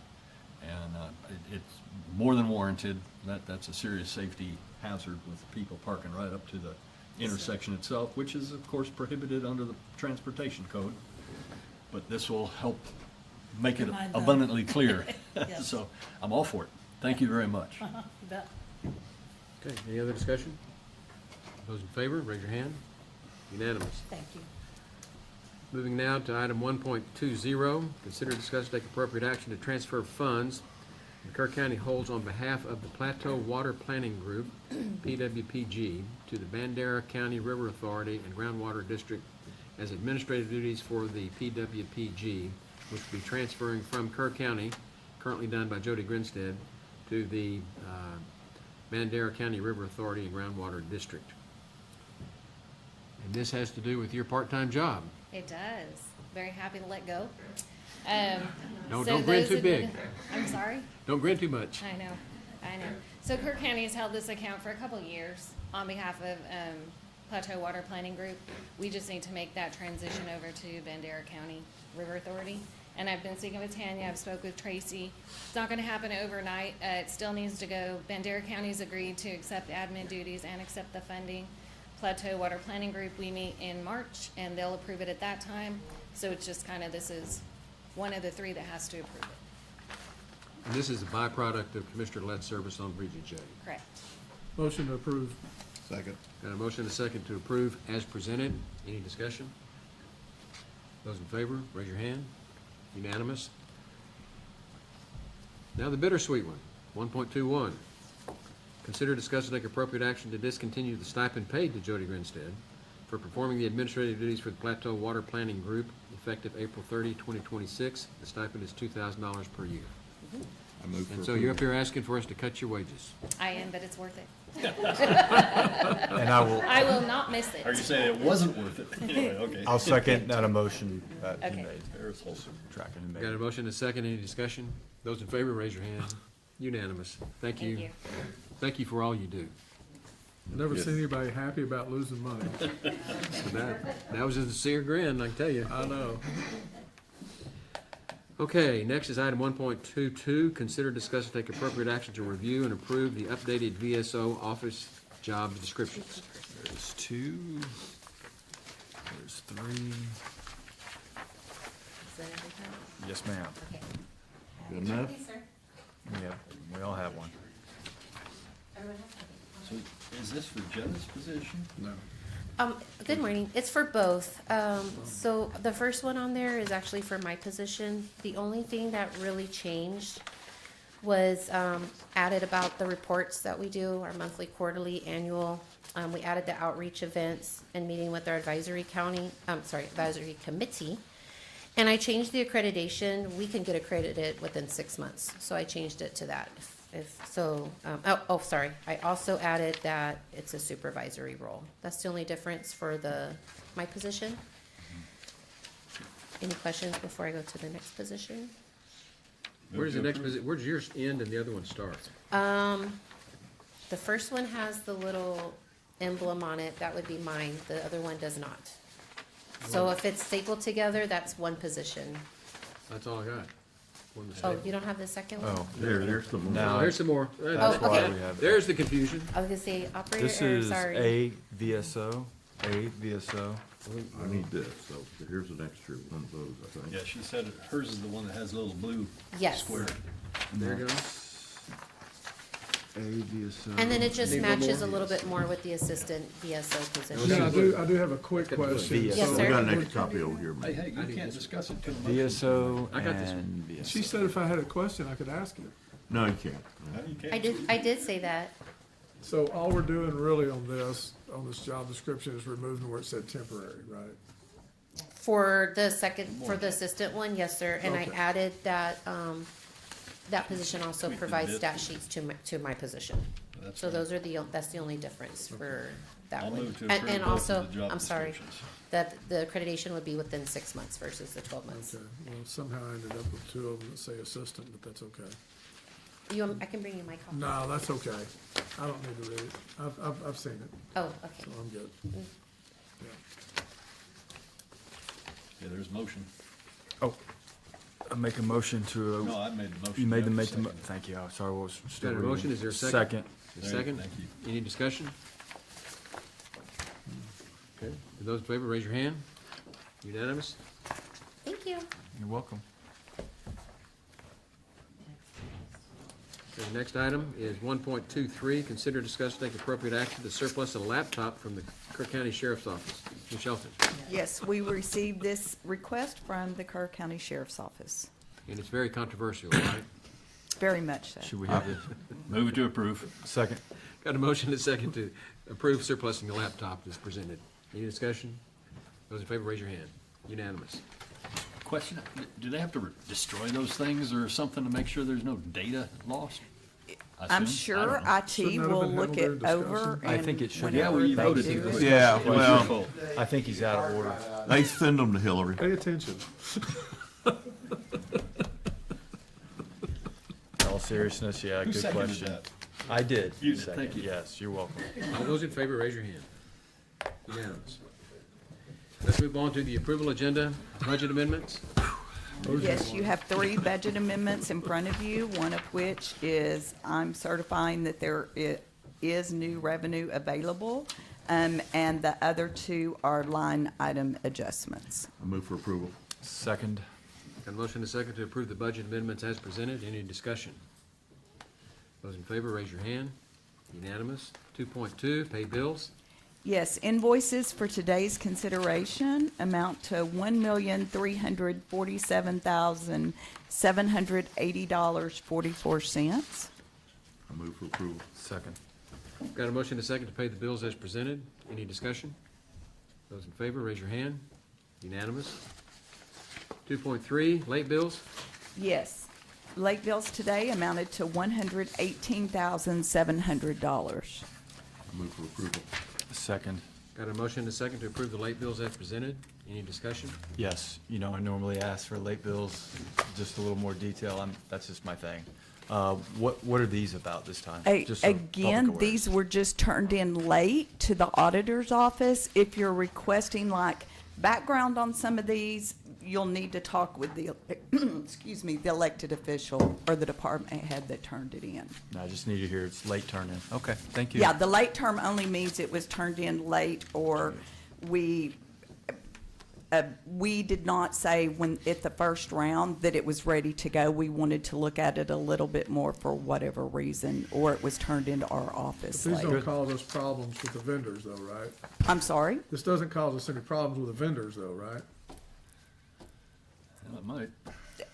That's not part of what I look at when I'm looking at invoices. Again, each department head, on the elected contract. official turns they in would know. their invoices and is kind of responsible for those invoices, getting them to us so it's timely paid. And I suspect we'd have more pushback from the vendors if we don't pay them. We'd hear about it.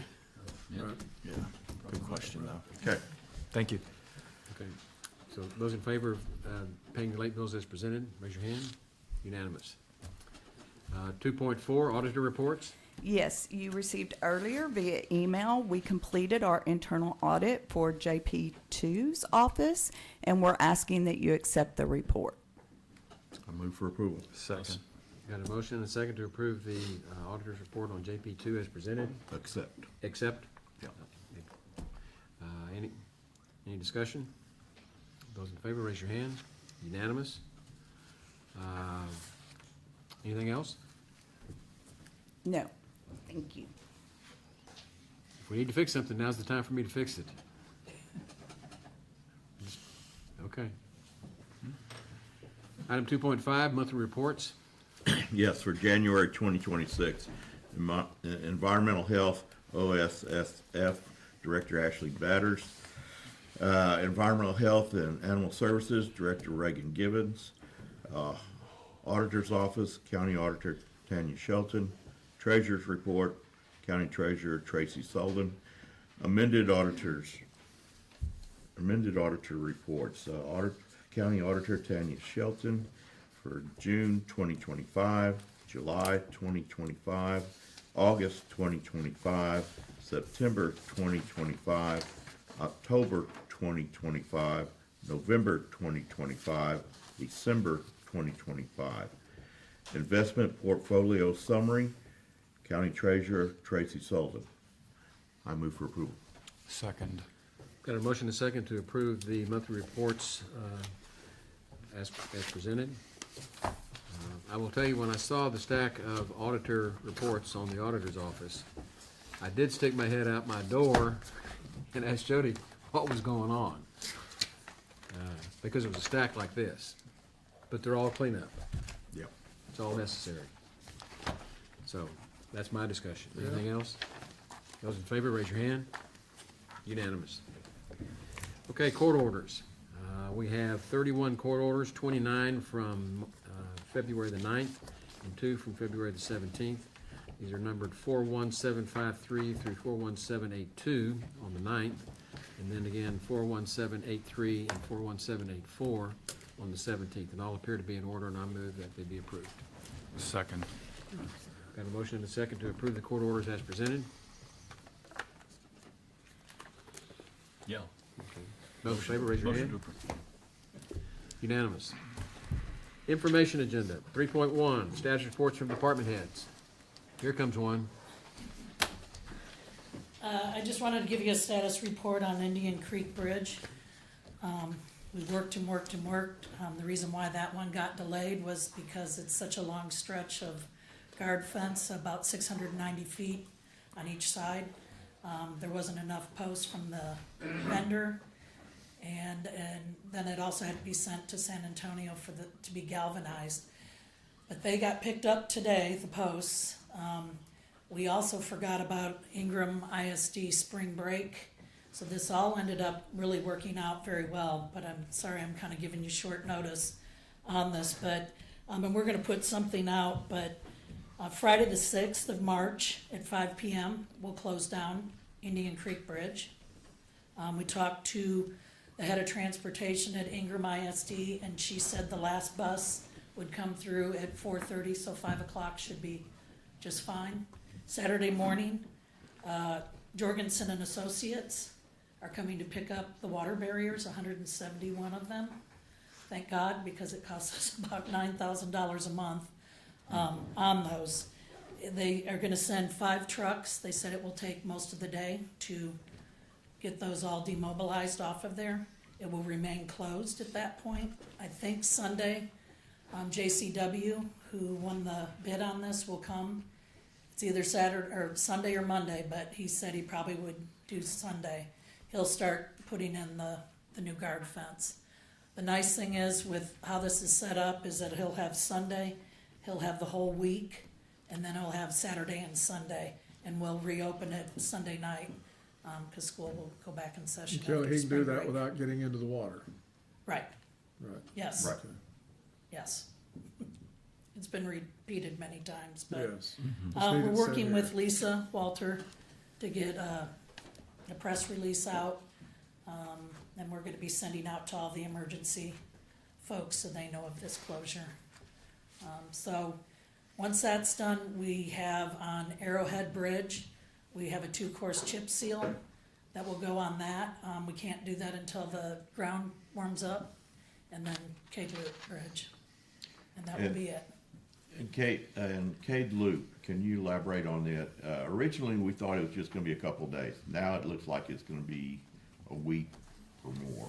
Yeah, I think what happened was the company that won the bid, when they started looking at things, they were like, we are gonna have to enter the water.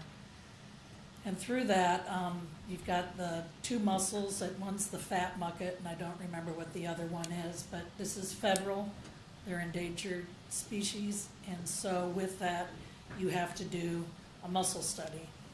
And it's not just for that area, it's, I think Charlie said it's like 50 meters down from the bridge, and I don't know if it's 100 meters or 50 meters upstream from the bridge, so it's a pretty good size area. They go through, they take a survey to see if there are any mussels.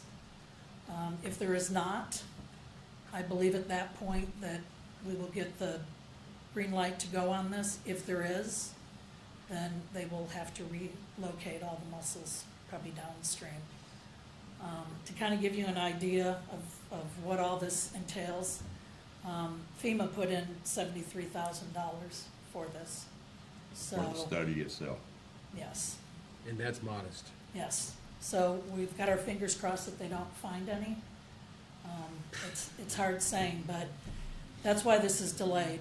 And, Thank you, we EPA. want to get this back to normal as soon as possible. What Sunday again was that you're intended to do all this work? That's a big, on the big milestone, but that's a milestone in our recovery effort. On the Indian Creek one, Yes, ma'am. that's gonna be Friday the 6th, it'll close at 5 p.m. Saturday the 7th of March, Jorgensen and Associates will come and they'll demobilize the 171 water barriers. It will remain closed at that point. And then JCW, who won the bid, will come on Sunday and they will start to put the new guard fence in. And like I said, it really all kind of came together because Ingram ISD is on spring break that week and we kind of completely forgot about that. And it got brought up, so it really actually It worked. worked out very well. Happy surprise. Yes. Yep. Yes, Got it. sir. Good deal. I don't think the Muckets are gonna be a happy surprise. No. Thank you. Thank you. Any other department heads? Any status reports from elected officials?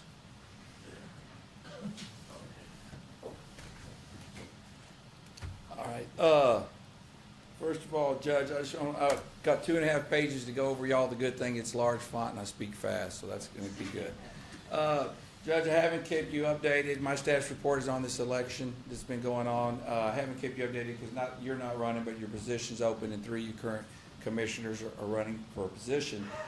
This is a day I appreciate y'all two being here. I wish all of them were in here today because I'm gonna address some issues. First of all, I want to apologize to this court and the public because, I don't think I've done my job on this election. And the reason I say that, although I've gotten a lot of compliments, when a person isn't comfortable to go vote, I don't think I'm giving them a safe atmosphere to go vote. I prepared very well. We planned very well, but there's some issues that still been coming up. I've had constant complaints from day one, every day through this weekend from family, friends, my supporters, and the public not feeling comfortable for one reason or another to go vote. I can tell you many of people, have had some bad experiences there. Commissioner Holt, you talked about your election. I had in here to talk about my election a little bit 7 years ago. During mine, it just consistently got bad. I mean, we camped next to each other. We ate food together. We talked. We actually spoke together to people. Had a great experience. That is not going on today, I can promise you. I want to thank Heather. Heather's been my lifeline. We've talked every day to yesterday. She's been a tremendous help for me. There's just some things we can control today, and there's some things we can't control. But prior to my election starting, I've been put on notice about being sued. And when I wish certain people were in here, that doesn't scare me at all. I inherited 2 doors full of lawsuits. I've continued to get more while I've been in office. And I want to give you some advice. When I was a baby sheriff, they call it, going to school, an experienced sheriff told me, if you run your office from worried about lawsuits, you'll never be successful. So that doesn't scare me at all. He's told me if you do the right thing at the right time for the right reasons, you'll be fine, and that's how I operate the sheriff's office today. Let's talk about these forms. And Judge, I'm building up to something at the end about me wasting taxpayer money. We'll get there. Went to every forum. I'm well informed over every forum, and I've heard we're going to either cut or we're going to from 3% to 10%. I have a budget of $19.7 million. That cuts $491,000 up to almost $2 million, $1.970 million. My budget goes up. I wish those people would have talked to me. My budget goes up a minimum. I'm going to just guess. I don't have this number exactly at $100,000. Why does it go up that much? That's before I ask for training, equipment, anything else. It's because I have 5-year contracts, and I have a lot of those contracts. Built in those contracts is 3.5 to 5%. My medical health contract's $1.25 million. Put 3.5 to 5% on that. Go forward. So those people, like I said, those people making those comments, I wish they have talked to me. I've always tried to protect my budget. I think I've done a great job as being your sheriff in protecting those funds and using the best way I can, in addition to go outside and getting outside grants at $1.5 million a year. But me having to assign three deputies with additional supervisors stopping by, I think is an absolute waste of the taxpayer money. What does that do? That slows down patrol. I've even had to send an investigator, and that just backs us up. We're going to continue to do what we got to do, but I feel this is what I need to do to do my job. And moving forward, I assure you, I'm already working with the county attorney. We're going to fix this issue. I can promise you that. On the next election, although we don't have time, we're 2 years away, we've got plenty of time. I can't control how people act, but this court can control that parking lot, okay? This court has supported me in controlling, in the sign issues. I haven't had really much. We've picked up a few at 6:30, we put them over there. It's kind of funny, no sign issues, it's been other issues than that. So I will be bringing additional requests related to the parking lot to this court in the near future. It won't be this year, like I said, but it'll be for 2 years from now. What I ask is we have 4.5 days left. I'd like everybody to get along. I don't think that's going to happen. And let me tell you, it's very frustrating for a law enforcement officer to be asked to help. And if it's not a criminal offense or against a court order, there's just nothing we can do. That's an absolute horrible feeling. But for now, I'm going to leave it at that and tell you we will do a better job next time with the help of this court. That's it. I think y'all have done an excellent job. Well, yeah, but when people aren't safe or feel comfortable, I don't think that. Right. but we'll fix it. But you've had people there to address the issues, so, 3. yeah. But I think a lot of We'll those, send more. a lot of those safety comments come from people that are dissatisfied with the result. Yes, sir. I understand. Okay, any other elected officials? No? Okay, then we'll go to commissioners, liaison commissioner positions. Any status reports? Real quick, on February 11th, Monica Thibodeau was officially made the general manager of Good. Headwaters Groundwaters Conservation District. And I think she will do a phenomenal job. And very proud of her for the work she's done for the last 5-6 years, and very deserving of that position. She's earned it. And so we have got a great relationship over there, and I look forward to the years to come. Good. Just one small one, I think it'll be coming to court here, maybe in the next meeting, but talking with Ashley Batters and OSSF, bit of an issue with, a developer that seems to think that the OSSF regulations don't apply because they're developing, large tracts on meets and bounds kind of thing. It's not a subdivision rule, but obviously the statutes associated with on-site septic facilities absolutely apply, and we just may need to have some clarity around that issue, but that'll come to the court. OSSF always applies. Absolutely. Yeah. Well, It's one of the few things we can there's an enforce. email from a developer that seems to think it doesn't apply, so Yeah, we'll well, they're we'll out. sort that out there. Well, if they've got a PID, They don't have a PID. then they're not gonna be able to do this. Well, yeah, anyway. Yeah, it's more of the issues that are created by the state, Yeah, thank you very passing that much. 10-acre rule, Senate Bill 3697 that just killed our regulations. Right. That's all I have. Kill local Okay. control. Any other liaison reports? No, sir. No, sir. Okay, then with that, there being no further business before the court, we are adjourned. Signatures for you and the rest.